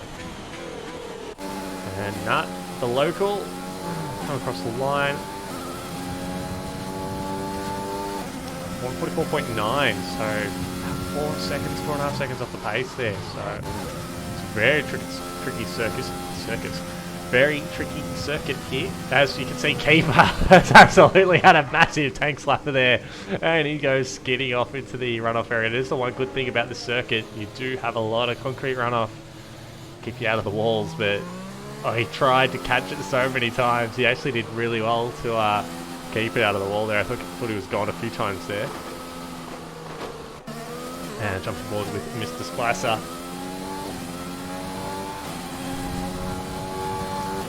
Comes across the line, goes P9 with 141.4.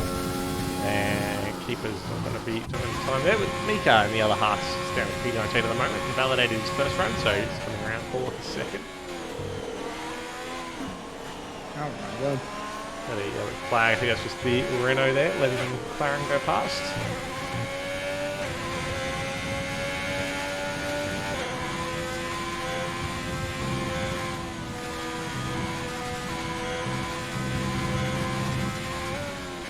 Surprised to see some drivers actually hit after one lap on inters. Yeah, I wonder if maybe they'll put as much fuel in the tank. You normally expect them to do 3 or 4 laps, maybe one hot lap, cool down, hot lap, cool down, hot lap, and then come in for a fresh set at the end. But yeah, just wonder if maybe forgot to put a bit of extra fuel in the tank from their quality setups. Mika comes across the line. What is it going to be? 141.9. It's good enough for P12 at the moment. A hair bit of spread between these times though. 3 seconds covering the whole field. There's Quantum Effect is off the track, letting some traffic through. Skins just validated going through turn 2. Hero, let's have a look and see how he's going. Looks like he's pushing for another lap now. Skins actually popped up into 140.5. Ali, who some of the drivers are probably a bit prematurely calling washed, has just set a provisional pole time of 1 minute 40.329. So It's a good joke. it's a good joke, but it's a good time as well, and he's on provisional pole. As I say that, wingman immediately goes better with 1 minute 40.197.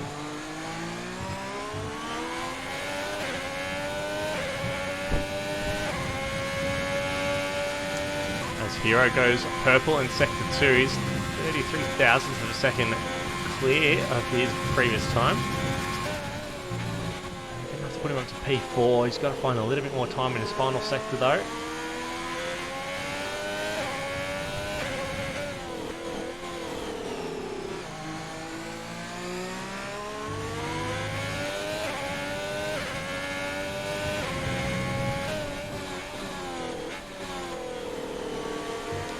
Tight at turn 14, flicks into turn 15, right on the apex there. Beautiful corner, lots of short shifting, keeping control of the rear tyres. And Hero improves by half a second, goes for to the pole with 1 minute 40.080. It's not currently on a lap, neither is Ali. Let's have a look at Paymane's coming to the pits. Combat is not on a lap, neither is Bandcamp. Mika, it's currently on a lap, so let's jump aboard this in. For drivers, not the best conditions, but for us watching, it's actually the best because it brings everyone closer. Yeah, absolutely. Easier to make mistakes as well. I mean, France is a pretty easy track to make mistakes as well. Track limits are pretty strict, and while you do have a lot of runoff, that means you don't retire. It is very easy to rack up the warnings here, as we saw in Tier 1, and quite a few penalties accumulated by the end.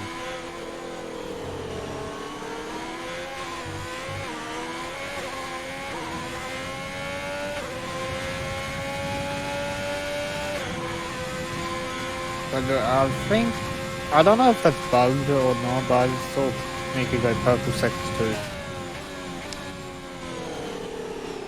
It's a pretty tidy lap. He's definitely trying to wring as much out of this as he can.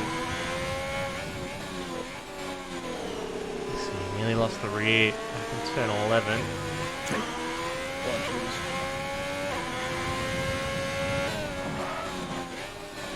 Lock up in the front left, just goes through turn 14. Not the best corner to lock up into. Oh, as he loses the rear, Sachs is actually retired. I think he's gone into the wall here on the left-hand side. Yeah. Is there a couple of cars there, actually? It looks two like cars they're together. It looks like the Ferrari and the Alfa Romeo has actually crashed. Who's that? Is that Bully, or is that... That's King J in the wall with the Saxon. It is. There he is. He's trying to figure out how to get out of the wall there. I wonder if one of them might have been on a hot lap and one of them didn't move. It could also be it's just after that pit exit as well. I wonder if someone might have been coming out of the pits at the same time that someone went through on a cooldown and a hot lap. And I just wonder if they've all tripped over each other. It's a very awkward spot for them to feed the traffic out because it's right onto that racing line. So, wow, I wonder if the stewards will be seeing something about that after the race, because that's an odd one. We haven't seen that before. Thank you very much for the follow, Bugsy. Yeah, that's a big one as well. That Ferrari is total. Just going to jump on board with Quantum Effect now, who's on fresh intermediate tyres.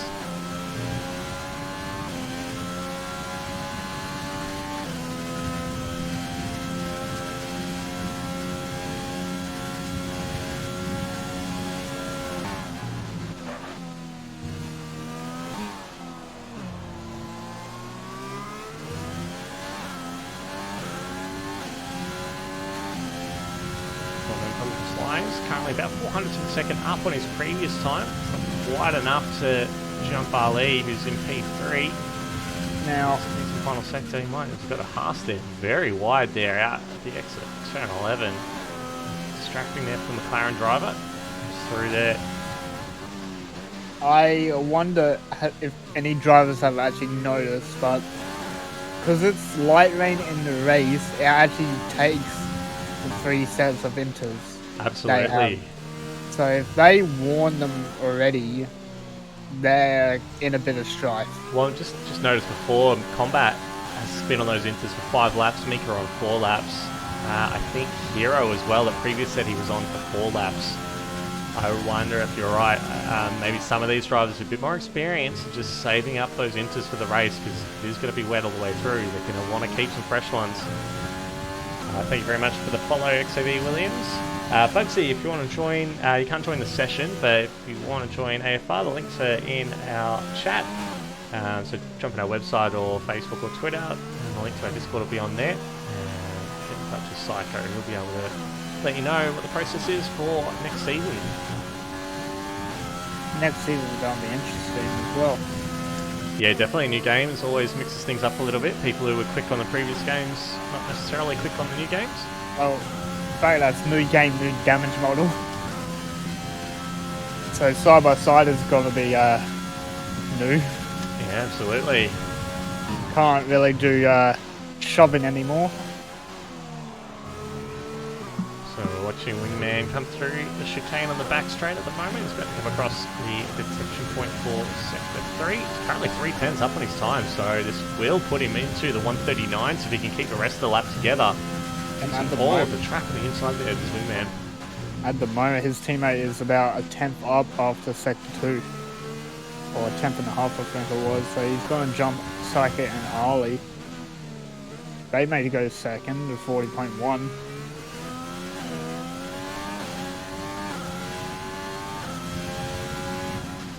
Comes to the final couple of corners. Looks to drift out a little bit wide, cuts it back. So Quantum to the line, he doesn't, or Quantum doesn't improve by much. And Lost Wingman about to cross the line. Improves by 2 tenths and just sneaks into the 139, so he's now just over a tenth clear of Hero. I'm going to jump back on board with, who's in the final sector now. He's a couple of tenths up as well. Thank you very much for the follow, Cuckoo Cowboy. Now, if it's going to be like this through the race, this is going to be a very interesting battle between the top 6. Oh, Hero misses the apex slightly in that final corner. We have a couple of minutes left in the qualifying session, so he will be able to go again. Comes across the line, and he improves by only a tenth. So he's still in P2. Just 400ths of a second behind Wingman, who's on provisional I pole. feel like he's lost all that time either in the... Oh, it's the racing point there. Who was that? Was that Psycho? Yeah, that was what Psycho. He was doing there. I think Psycho was sideways. Oh, he must have lost it on the exit of turn 2, because he was right in the middle of the racing line there when Hero came through, nearly collected him. That was great reactions there from the Haas driver. That would have been a monster accident. That's lucky, lucky reactions to avoid it. And he's only equaled on his time through sector 1. So he didn't lose that much. But Wingman, he's currently on his lap still. He's still a 10th up on his line, so he's going to improve that. Just on board with Nemo, who's not really finding the pace at the moment. Seems to move down by about a tenth. Wingman to the line, and he improves a 39.8. Improved by half a tenth on his lap.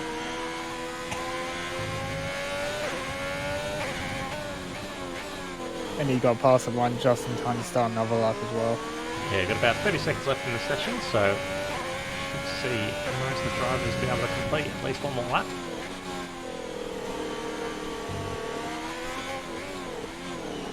So Hero to the line now. See if he's able to beat Wingman's time. He does 9:39.7. And that was with Psycho spinning in front of him, so he's done well there. Well, he did equal his sector 1 time, but he didn't change his line. He just held the same line. So Hope Psycho moved.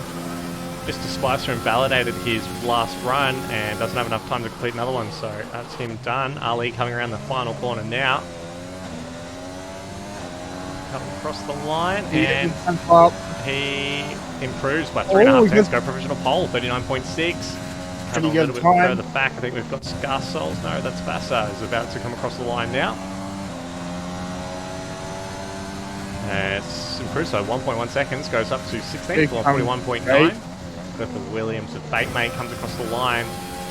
139.9. Got the Haas as well of Mika, I believe that is, comes across the line with P5 at 140.143. We've got a Ferrari as well. It's going to be Bully coming across the line. It's down in 18th at the moment with 142.544.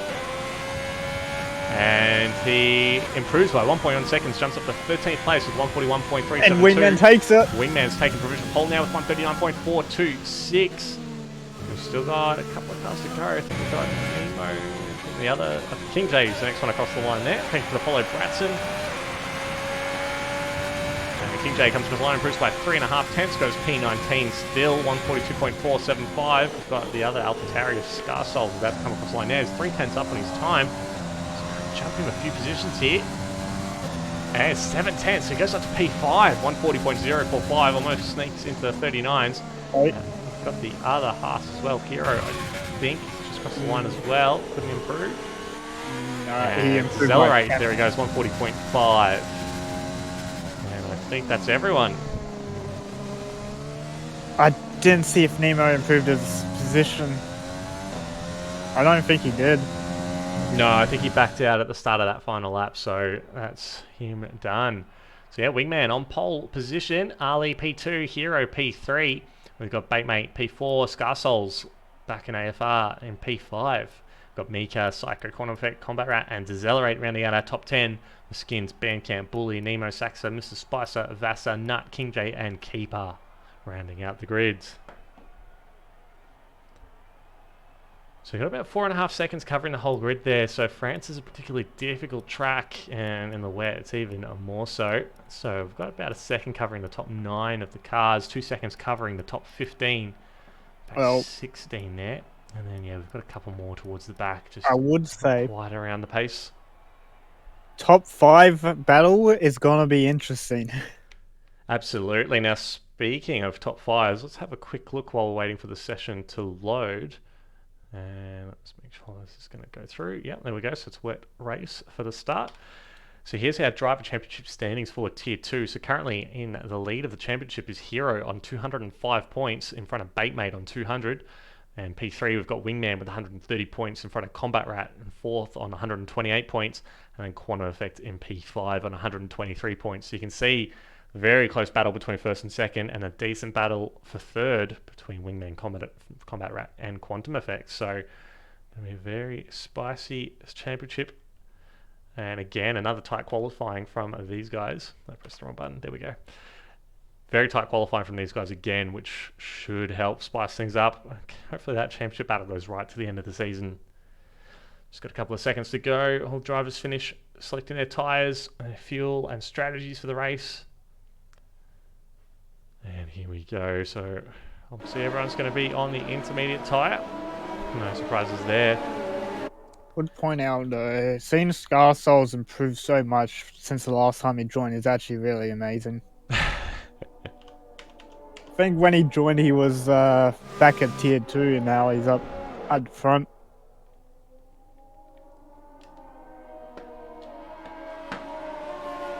Well, the only one of those guys in the top 5 who probably had a bit of a disappointing qualifying is Combat Rat down there in P9, as we see Keeper's been disqualified from the formation lap. I feel like he went AFK because he didn't move when everyone else did. Enough. So Combat Rat down in P9 there in this qualifying. You want to be a bit higher than that. Quantum Effect as well, P8. So both of them not really making the most of their qualifying, but they have had pretty consistent race results. So should see them moving around a bit. Probably a team with the best qualifying, 3rd and 6th, and Mika's not that bad in race pace. Absolutely, and we saw as well in Coda, they uncommon for them to work together as well. So whoever's on the lead strategy will get a little bit of help from their teammate just to get the best result possible for the team.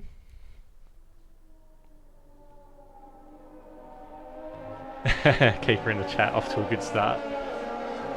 Now I gotta know, did you go AFK? Should be just focusing on your driving, keeper, and not the stream.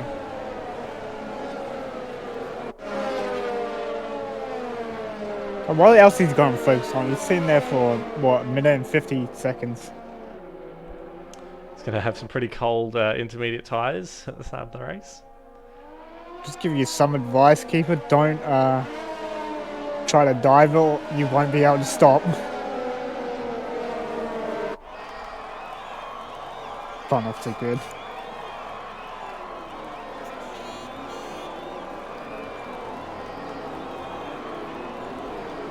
Well, the battle in the turn one between Ali and Wingman's going to be interesting. So keeper's actually, he spun off the grid when he went on for the formation lap. So hopefully the repeat doesn't happen again at the start of the race. And could have disastrous results. 27 laps of light rain. Probably not what they expected. Absolutely. We'll see who's done all of their wet practice during the week. There we go, lights coming on. And we're underway. Pretty decent start from everyone. A bit of a wobble there from the Alpha Tauri, a couple of rows back. And they start to spread on the run down into turn one. The Alpha, the Racing Point there nearly losing the rear. Going About 3, 4 4 wide. Yeah. There's Red Bull and the McLaren going 8 side wide. by side through turn one. They're still side by side going through turn two. And they've sorted each other out a little bit. Got a yellow flag, but towards the back of the pack. Looks like we've got a Renault around. I think that's Skins. Yeah, Skins has gone around. He's taken the run off. Didn't hit any wall. Unfortunately, we got Skins has picked up a 10-second penalty as well for that, so I'm sure they'll be looked at after the race if he doesn't sit it in the pits. I think we saw that last season with not letting people by. Leaderboard has gone cactus again, so I'll try and follow what's going on. I think it's fixed itself for the time being. Yeah, we've got a hero on Baitmate, swapping positions there. Baitmate's got the inside line now. Forces the hearts around to the outside onto the curb. I feel like these two are going to go at each other because this is for championship. Absolutely, we saw the standings just before, so this battle is going to be pivotal. Oh, hero hanging around the outside. Yeah, Baitmate being very conservative there, not wanting to run any wide. I say Wingman's not going off to the best of starts. He's lost P1 early and he's dropped, it looks like a second already. I don't even know, it's saying negative second. Yeah, I've noticed that as well. Some people have got negative deltas, others have positive. Excuse me. Skins hasn't lost any time apparently. Yeah, I think the deltas will reset once they cross the start-finish line in a moment. So apart from Skins, this little spin and penalty, not too much of an adventurous race so far. But Combat getting past Bully at the start. Well, actually, Combat's dropped so much down the grid. He's lost 7 positions since the start. Skins down 8. I wonder if the brothers have actually come together at that turn 1. I wonder if that's why they spun. It's interesting if it did. It's possible. He's got a Mercedes round. That's not. Unfortunately, the home driver's lost his right end plate as well. I wonder if there's a bit of contact there. And he's all the way down to the back of the grid. He's going to have to come into the pits to get that replaced. Going to jump a little bit further up because it looks like the Alpha Romeo and the Alpha Tauri going side by side. Oh, and there's a bit of contact there as well. Vassar coming straight across the nose of King J. Hoping not to spin because of it. Jump a little bit further up. Nemo is currently under a lot of pressure from Combat right behind.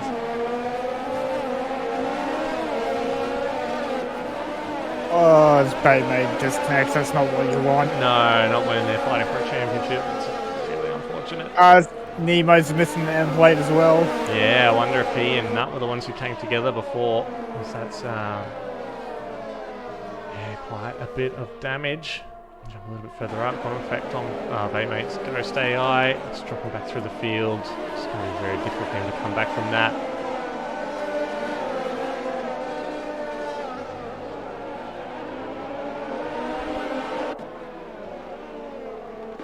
Down to Mr. Spicer. He's pretty close behind Bandcamp now. He's actually had a pretty decent start. He's up to P11.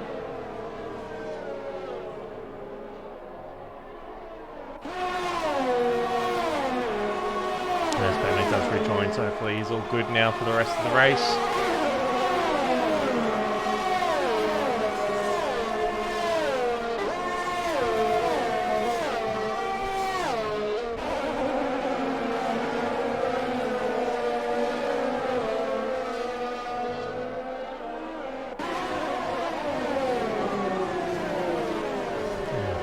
deltas again, unfortunately. They'll come back once everyone goes around for another lap.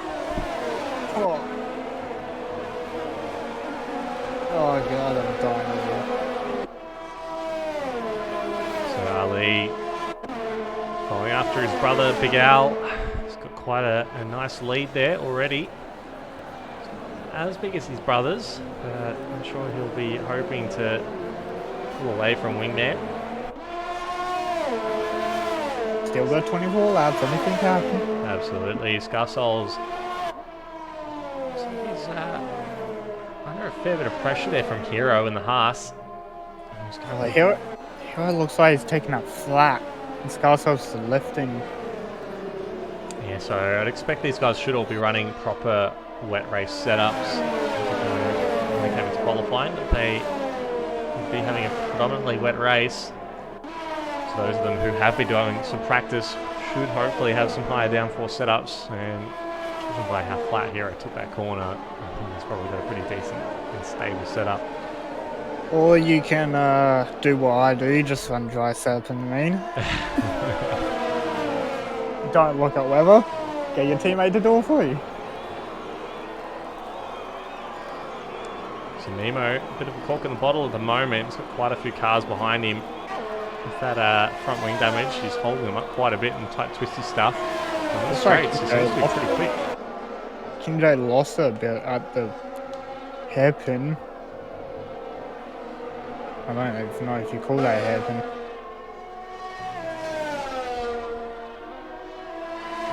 When they're able to close the gap to Ali to now 9/10.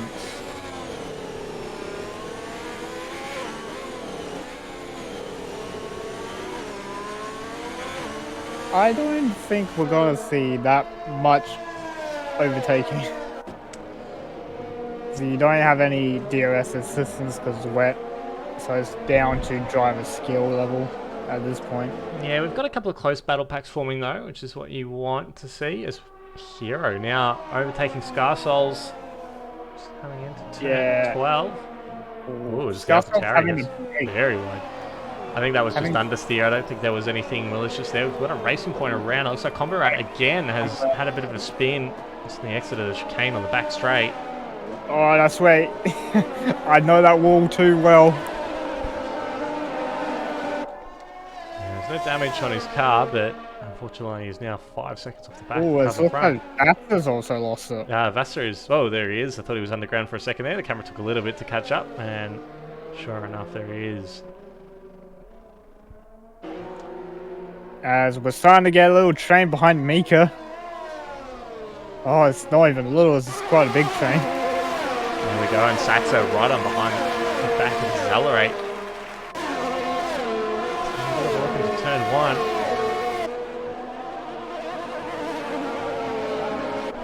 I think I saw Nut with the first penalty of the first real penalty of the race. Absolutely. Thanks for the follow, Orange Blaze. Saxa sizing up to Accelerate now. Trying to try and make a move on this back straight.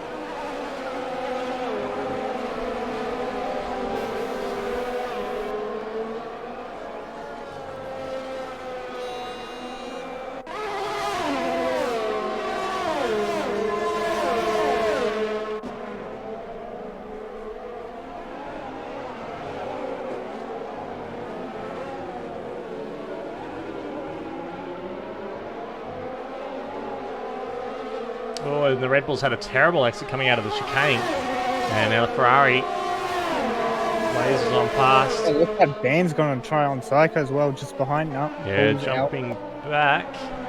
Just a couple of tenths gap, but yeah, Bandcamp nearly had it there, but decided to back out. And thank you very much for the follow, Jeffy Games.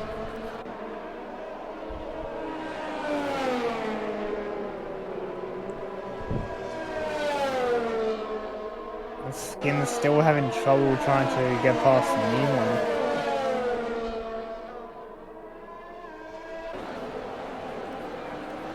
There's quite a big gap between Wingman and Hero now. Yeah, 3.5 seconds. McLaren's pulled out, and 1 second is on the Ali, so he's taken with him. Got a yellow flag, but now for Terry Vassa has gone around. So it's turn 15. I think we're starting to see the drivers who didn't do wet practice. Yeah, those gaps will blow out, and drivers who can't quite keep that consistent pace up are generally going to be the ones who haven't practiced. So trains forming now. Psycho's dropped outside that 1 second range of Decelerate, and it's now Psycho, Bandcamp and Mr. Spicer battling it out for P10. Mr. Spicer's going to have a go at Bandcamp here. He's got a better run. He's a little bit too far back to make a late move. Oh, his Bandcamp just dives down the inside of Psycho. I thought that was very ambitious. I didn't think he was going to go for it. I wonder if he's actually missed his braking markers. I don't think Band's using Racing Line this season. Mr. Spice trying to get side by side with him. Yeah, Band's trying down the inside of Psycho. Couldn't quite get it done, and Mr. Spicer right in the back, hoping that there'll be another mistake. Thank you very much for the follow, Nikki.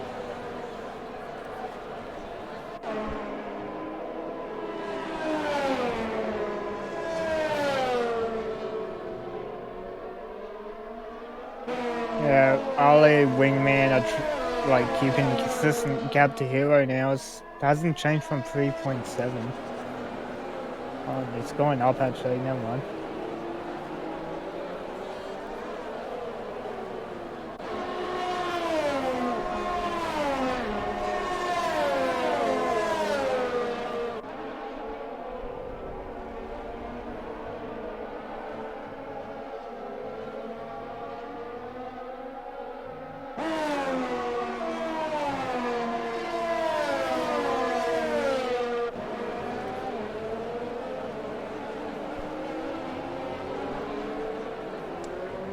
Yellow flag that's nut around in the final sector. A bit of trouble there. Thank you very much for the follow, Dystopian. Yes, Dystopian Onyx, I think that's how you pronounce it.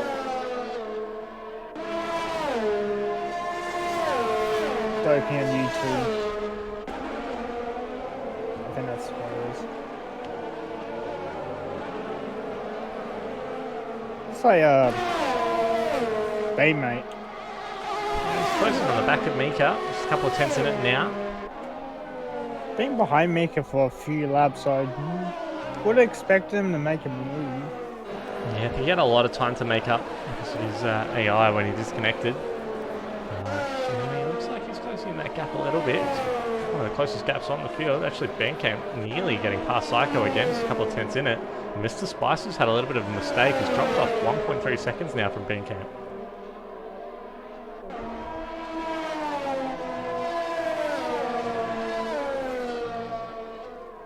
As Wingman sets the fastest lap of the race, he's closed that gap for the lead down to just 2 tenths.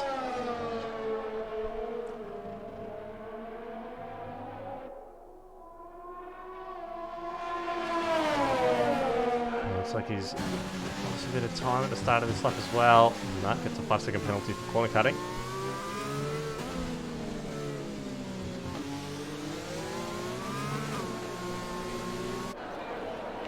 Back to Bandcamp and Psycho.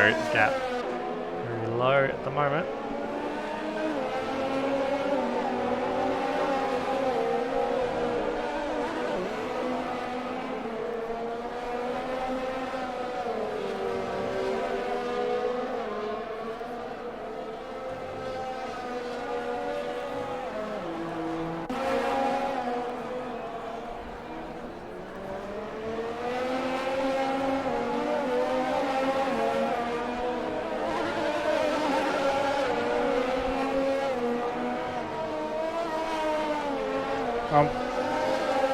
Say for now.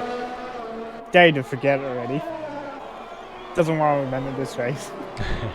That's for sure. And we've got Scar Souls and the McLaren of Quantum Effect side by side. A little bit of contact. So they go through the double right-hander. Scar Souls moves up to P4.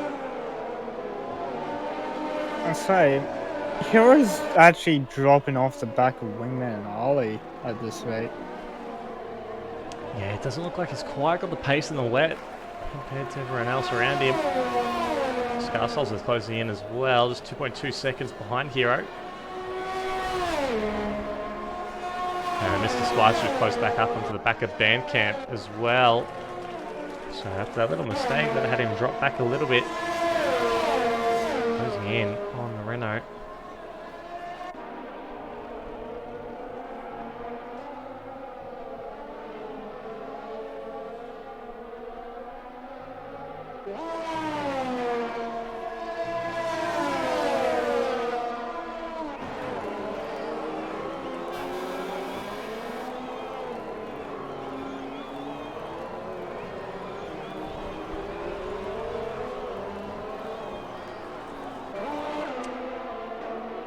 Combat Rat and Bully exchanging places there on a run into turn 3.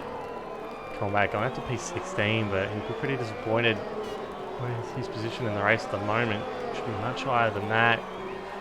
And hopefully he'll be able to claw back a bit of that ground over the course of the race. Still have about 18 laps to go. And everyone is suggested one pit stop, but in rain you really don't have to make one. But suggested to do one. Yeah, we'll be interested to see. Expect most people, if they are going to pit, should be around lap 13, 14, about half distance.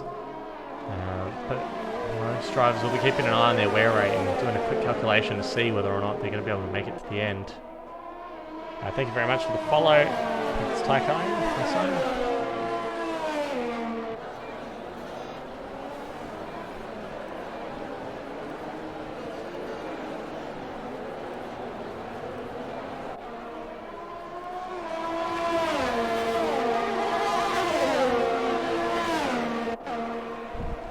Another yellow flag. We've got the Mercedes and nut. It's had Start of the back straight. Spin where I spun in the race. Manages to keep the car going. Got wing damage now though. So I might want to get that repaired. But you know, it's pretty close to the back of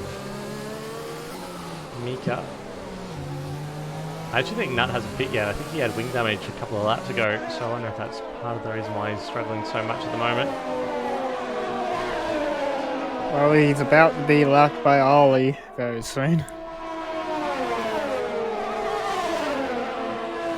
And he goes baitmate on Mika into the chicane. Is he alongside enough? Yes, he is. Try to hold it. Yeah, the Haas ended up having to yield the position. Baitmate showing a bit too much pace at the moment. Goes up into P6.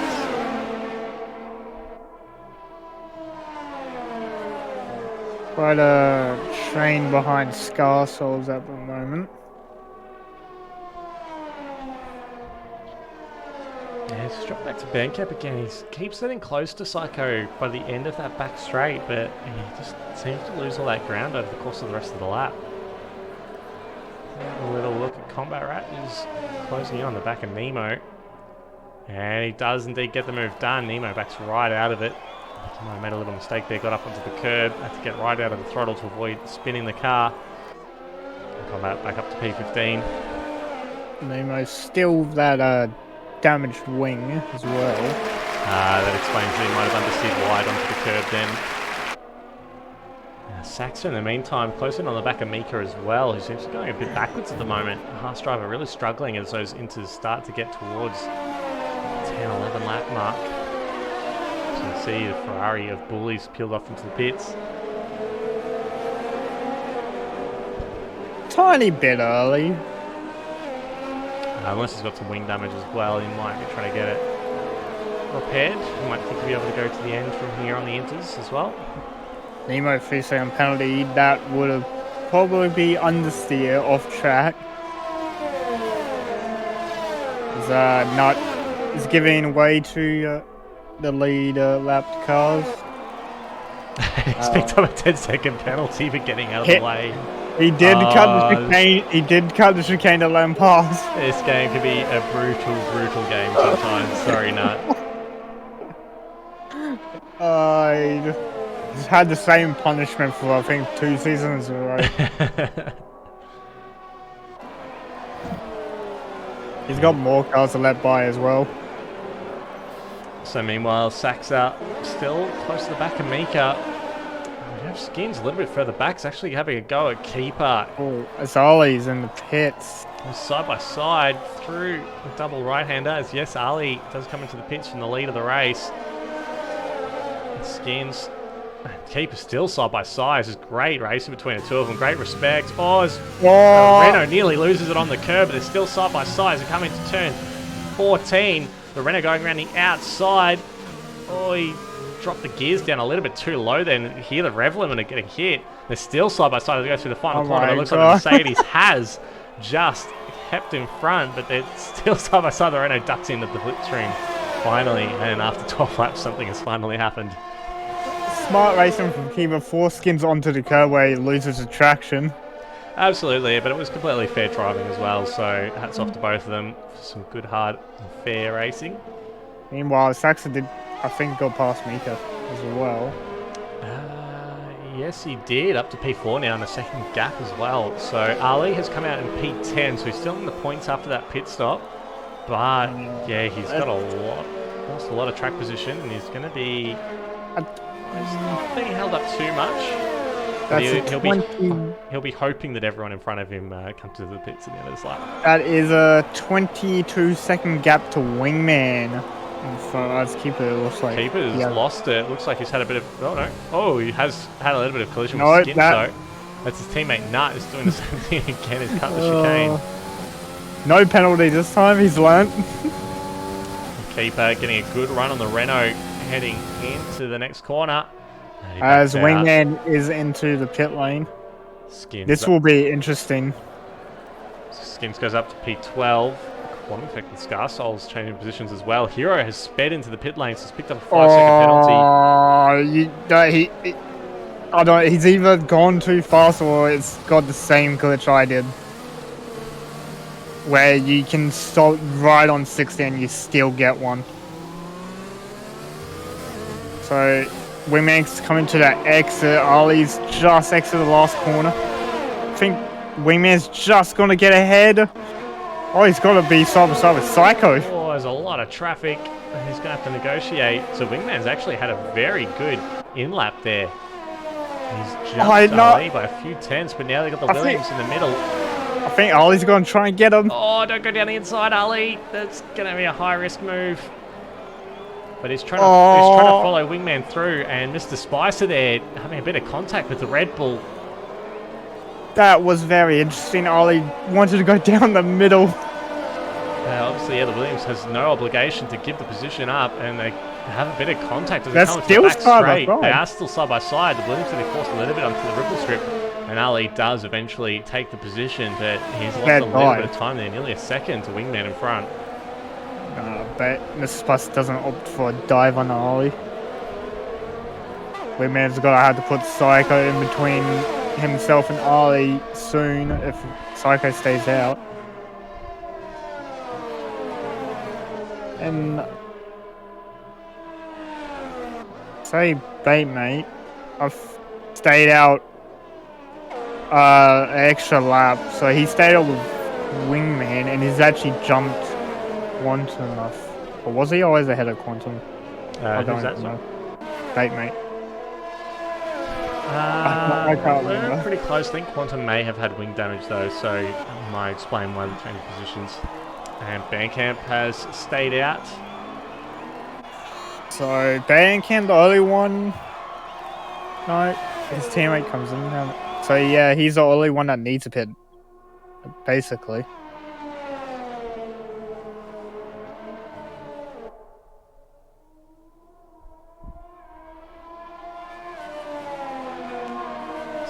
Currently 1.5 seconds clear of Wingman, as we've got a lot of jostling a bit further down the order. As everyone comes into the pits. And yeah, we've only got a handful who've stayed out, so Bandcamp, Skins, Combat Rat. And Nemo as well, and Nut, who haven't pit yet, although Nemo just comes in as I mentioned that.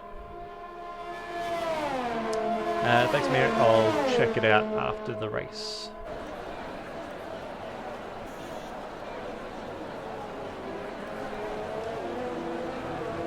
So Ali currently within a second of Wingman now. So it looks like the overcut actually helped Wingman quite a bit. I think Ali got caught in a little bit of traffic there. He's got a yellow flag. nuts around again. Yeah, looks like he's gone around at the start of sector 2. Miserable day.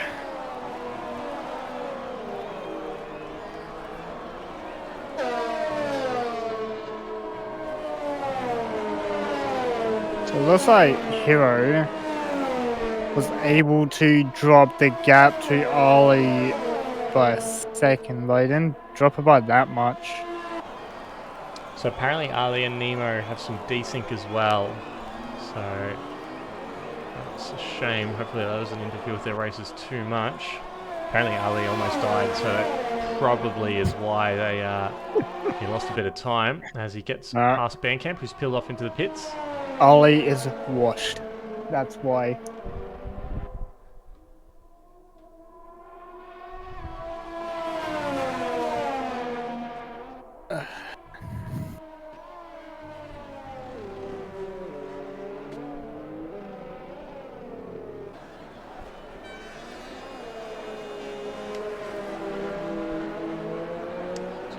Scarsouls now, who's closing on the back of Quantum Effect, just a couple of tenths in it.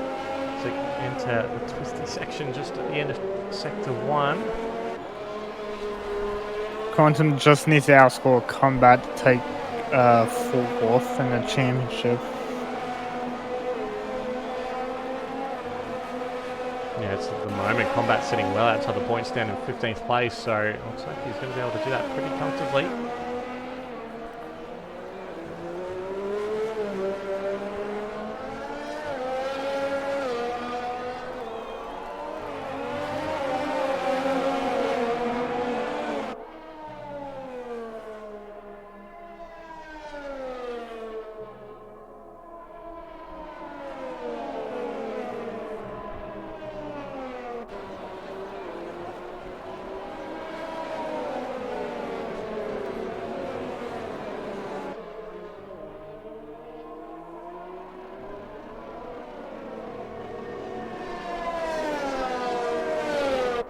Now picks up another penalty. He's already up to 22. He's going to have to be careful. He's only just over halfway through the race. And he's getting closer and closer to disqualification. So, Skin's last one into pit lane.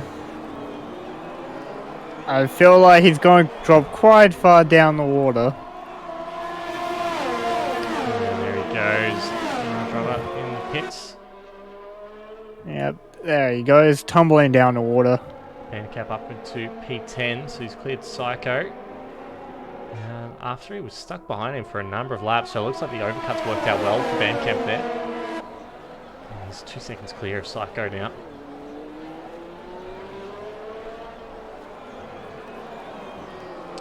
So we're just following this little battle at the moment between Quantum Effect, Scarsouls and Saxa for P5. What was the closest battle we've got on track at the moment? Ali is... Whoa!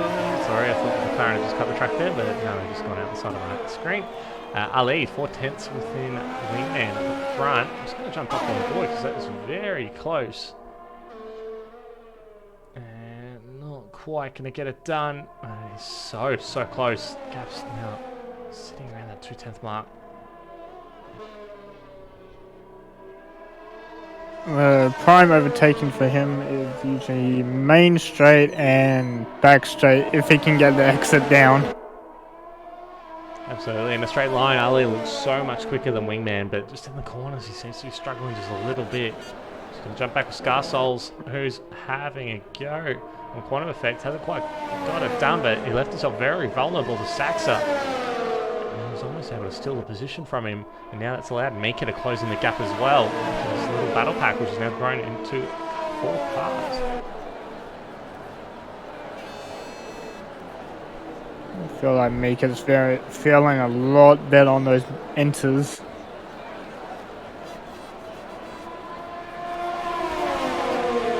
Garcel's dropping out of his deployment for the lap most of the time.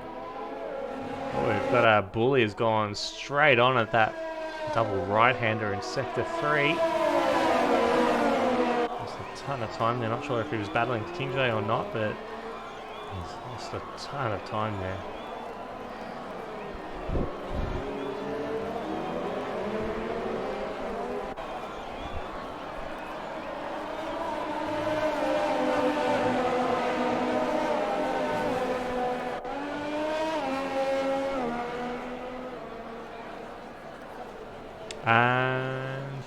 go coming into the chicane. Oh, we've got a virtual Oh, safety car. yes, As Nut has the retired. He's lost it at the exit of turn 12. He's going to jump on board with the Haas. Is that Mika? No, it's going to be the other one, Hero. No, go. Missed it. Going to have to go down to Mate Mate. on the right-hand side there. Yeah, there he is. He's lost it on the exit curb and he's gone into that inside wall. So it's a shame, but it is a full virtual safety car, so it's not really going to do anything for strategy. It's going to neutralise the field, so no one will be able to overtake or go above the delta. Whether or not anyone will pit and try and get an extra set of tyres, not sure, but we've just gone green. And I think at this time, no one has a first set of inters to use. Yeah, as you were saying in qualifying, people who would have done those extra stints may have hurt themselves in the race.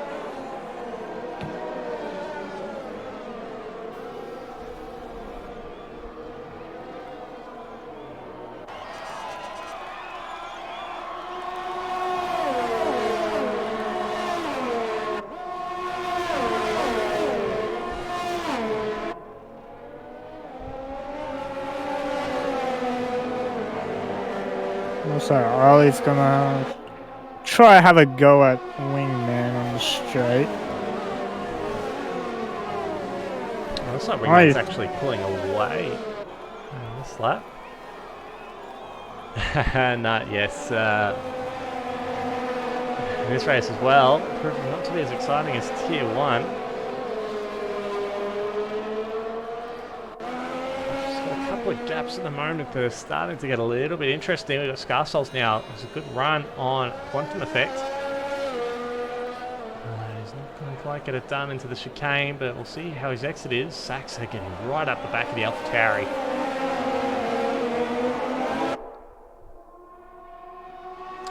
Jumping back, Keeper and Combat Rat going side by side into the chicane now.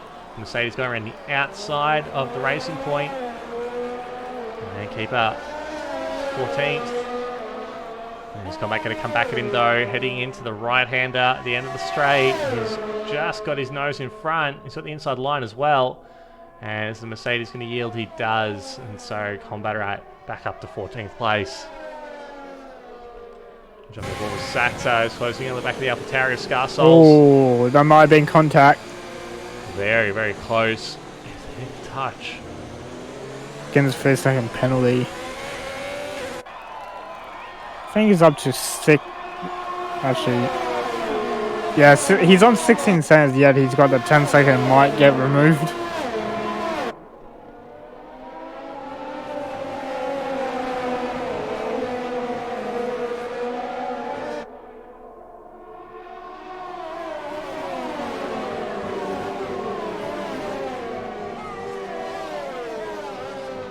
This train forming behind Quantum Effect has extended. It goes all the way down to P10 now. Accelerate and Bandcamp joining the back of Mika. I wonder if Psycho would join soon. Yeah, he's just 1.5 seconds back, but I don't know if he's quite got the pace to hang on.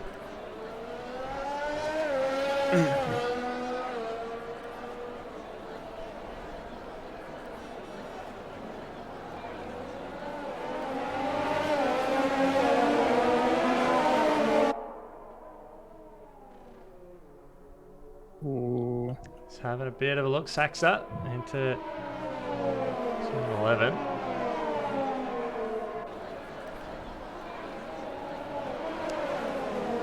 Yeah, without DRS, they haven't quite been able to close the gaps. Oh, that's a corner. Yeah, that was a big cut from the Ferrari. But yeah, without DRS, they've had to use a lot more of their battery power to be able to close the gaps at the end of the straights. And it just leaves them with not much to fight with in the slower sections. Yeah. And Scarsouls peels off into the pits. Bayme going quick as 41.8 though. A bit surprised by the AlphaTauri's coming to the pits, unless he's picked up some wing damage. I'm checking. He has not. He's just going to a new set of inters. That's interesting. Got 7 laps to go, and he's all the way down to 14th now. I don't know why he's done that. That wasn't a good choice, because that was good points he just lost. Yeah, Yeah, that's an odd one. Unless he had some lime green damage that he tried to get fixed and he just forgot to change the setting. But that just looks like he's thrown away a decent result there. Anyway, so Sachs just a couple tenths behind Quantum Effect now. And Mika Decelerate Bandcamp not far behind with Psycho. About 1.5 seconds back with Mr. Spicer hanging on as well. Wingman currently in the lead. Just about a second in front of Ali. Hero Baitmate and Quantum Effect. Oh, sorry, not Quantum Effect, but Hero and Baitmate kind of just doing their own things in 4th and 5th. Hero has closed that gap, though. It was 4 seconds, I believe. Oh, the Ferrari runs very wide. Sachs has made a big mistake there. He's run out onto the dirty part of the track. Gonna get him. Mika almost nearly got close enough to make a move, but Sachs gets away with it. Bandcamp very close to the back of Decelerate, though. Yeah, absolutely. Bandcamp really starting to show some pace towards the back end of the race. Patience is key, as he likes to say.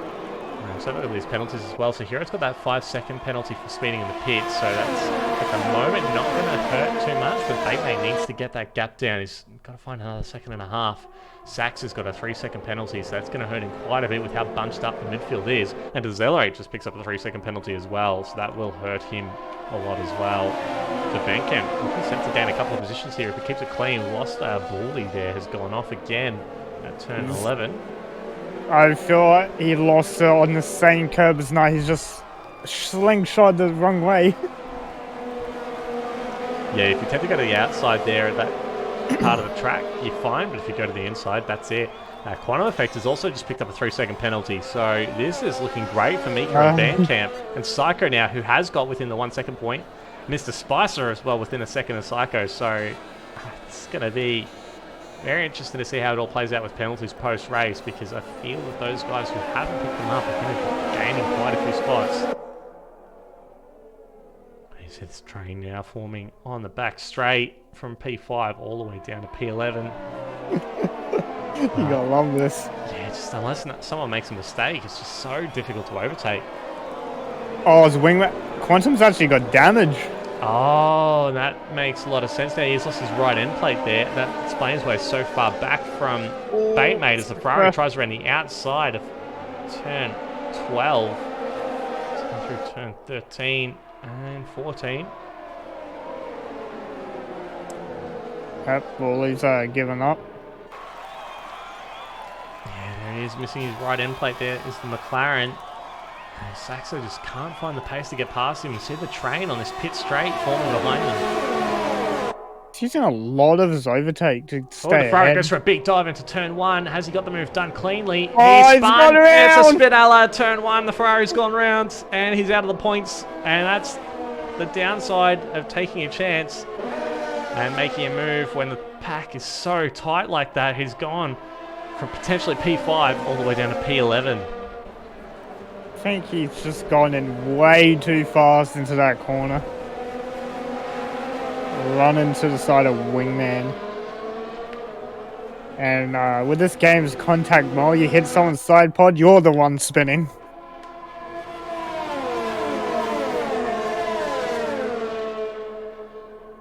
And Bandcamp there having a little bit of a look at the Red Bull Decelerate. Thinks better of it, but it's getting pretty racy at the moment.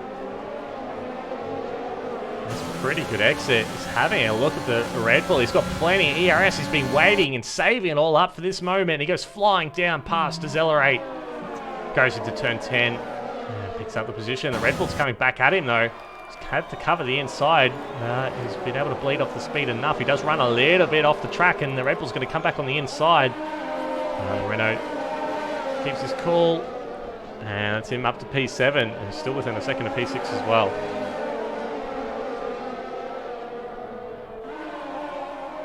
This is where the fatigue's going to start setting into some of the drivers. Used to I wonder if Mika's going to have the same issue what he did at the start or at the end of last stint. Yeah, he really started to fade off before that pit stop. So there is a little bit less fuel in the car, so it might be a little bit kinder on the tyres. But yeah, towards the end of that last stint, he really struggled and started to go backwards. So Bandcamp looks like he might be in to get another position here. Ooh, Saxon another 3-second penalty. That's 6 seconds now, and he's definitely going to be P13. Yeah, he's got Skins in Combat right behind him as well now, so he's got a good chance of losing those spots. Actually, I think Skins has 16 seconds. If I believe you're right. Yeah, he's got quite a few. Wingman's now pulled out over a second over Ali, so he's got a gap there. Carl's also with 3 second behind Keeper. Mr. Spicer having a bit of a look at Psycho there into the chicane. Decides to back out.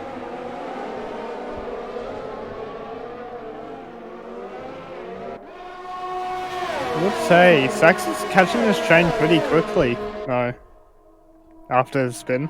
Yeah, they're just being held up so much by quantum effect through the corners. And he's just got no downforce in the front end of the car. And Bandcamp is looking very racy. He's caught right up to the back of Mika now. He's just managing his ERS so well. Castellet are losing a lot of time to ban. Just wonder if Castellet has damage on this car.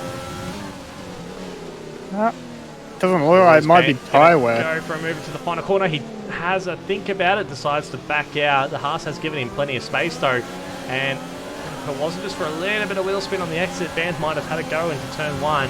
He is using his overtake though. Right in the slipstream of the Haas, he goes to the inside, and the Renault moves up into P6. Mika's trying to go around the outside. Bandcamp gives him the space, and he's got the move done though. And now Mika under pressure from Decelerate just behind. They have dropped 1.3 from Quantum though. Well, they're probably going to catch up quite. Yeah, Band will catch that up pretty quickly with his wing damage. Looks like the AlphaTauri of Vasta there having a little bit of a moment in the final sector. Wingman point out 1.2 seconds on Ollie now, so I think Wingman has this win under control.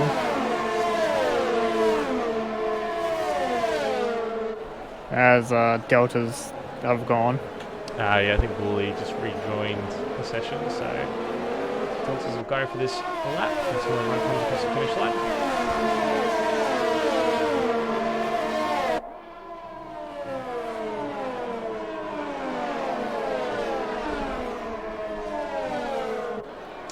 Thank you very much for the follow, Envy Daniel, and also to Glenn Blankanicki, I think that is. Oh my god. Keyboard shortcuts don't want to work today. So Bandcamp looks like he's already caught up to the back of Quantum Effect, so that wing damage is really hampering the McLaren. I feel like Mika is starting to drop pace again. Yeah, I think his inters have definitely started to die off. So yeah, Bandcamp's got a 3/10 gap to Quantum Effect, and Mika's dropped out to over a second past Bandcamp, so I'd say his tyres definitely seen better days. But Mika able to close out actually quite well within the corners. As Bandcamp has got the move done on the McLaren. There he goes, up to P5. But that time behind the damaged Quantum Effect has really hurt. He's now 20 seconds behind Baitmate in P4. And don't forget, Baitmate disconnected. His AI was in control for about a lap, so that's how much time that lost behind the damaged McLaren. So jump a little bit further back. Looks like Mr. Spice is having a good look at Psycho on the run into the chicane. He's already got the inside line covered, but Psycho laid on the brakes, holds position.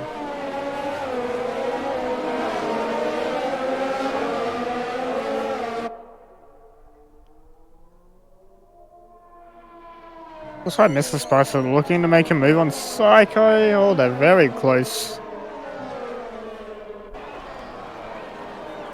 Oh, and the Ferrari. Sackback has the same problem. Skins and Combat having a little battle as well. The two brothers going neck for neck through the double right-hander.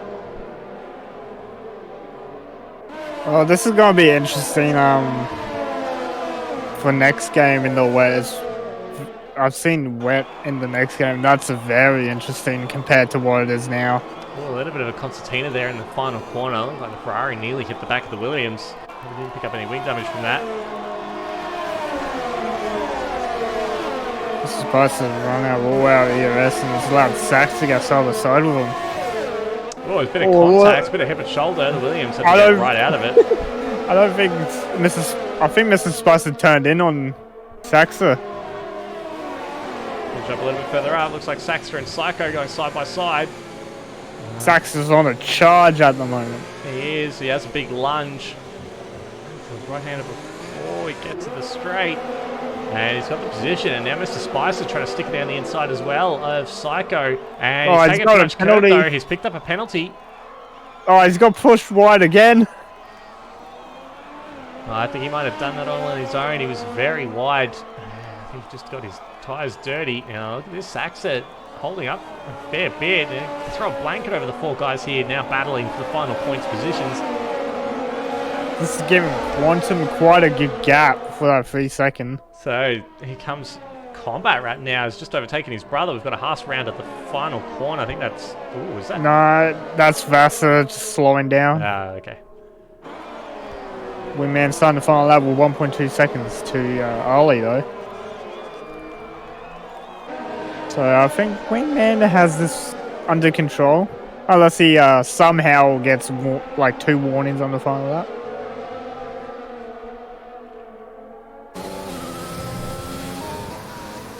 Oh, is the racing point of Combat right nearly piles into the back of the Williams with Mr. Spicer.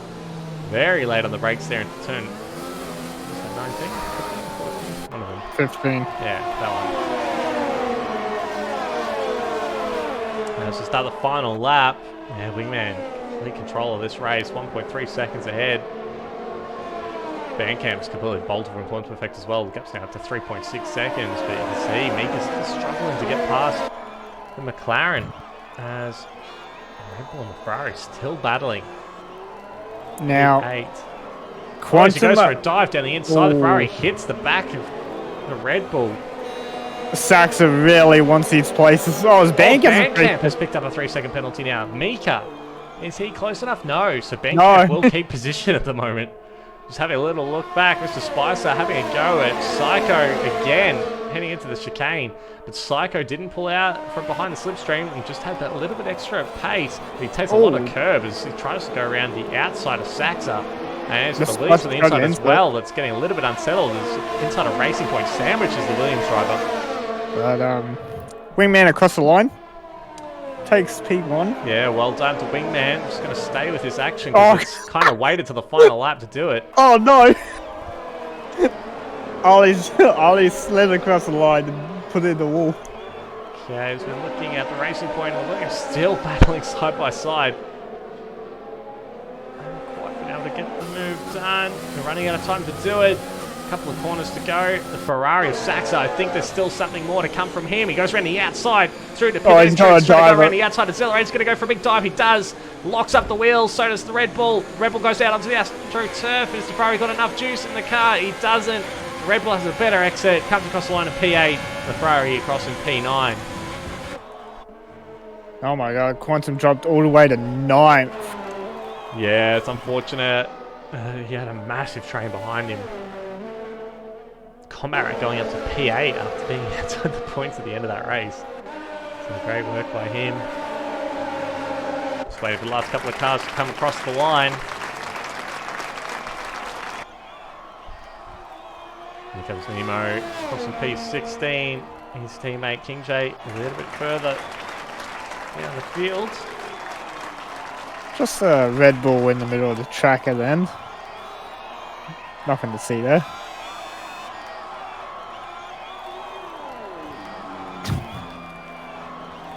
And there we go, across the line. I think he actually binned it a little bit too early that time. I've seen that happen before. Yep. Good old Matt Debris in Vietnam. So driver of the day goes to Bandcamp according to the game. Most positions gained. Congratulations to Wingman who wins the race. And very well done to him. P2 of course is Ali, who if you didn't know is Big Al's brother. And P3 goes to Hiro.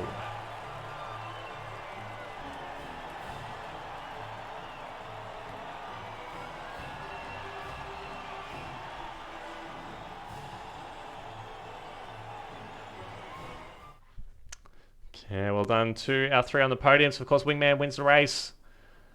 And Ali comes across with P2, Hero P3, fastest lap of the race as well, so he gets that bonus point with the 1 minute 41.529. We've got Baymate in P4, Bandcamp in P5 after starting in 12th. Mika actually didn't gain any positions, so I think we saw someone in one of the chats say that he was driver of the day, but yeah, just maintained where he was at the start. Psycho P7, Combat Rat P8, so ended up actually gaining position after that horrible start that had him way down the bottom of the grid.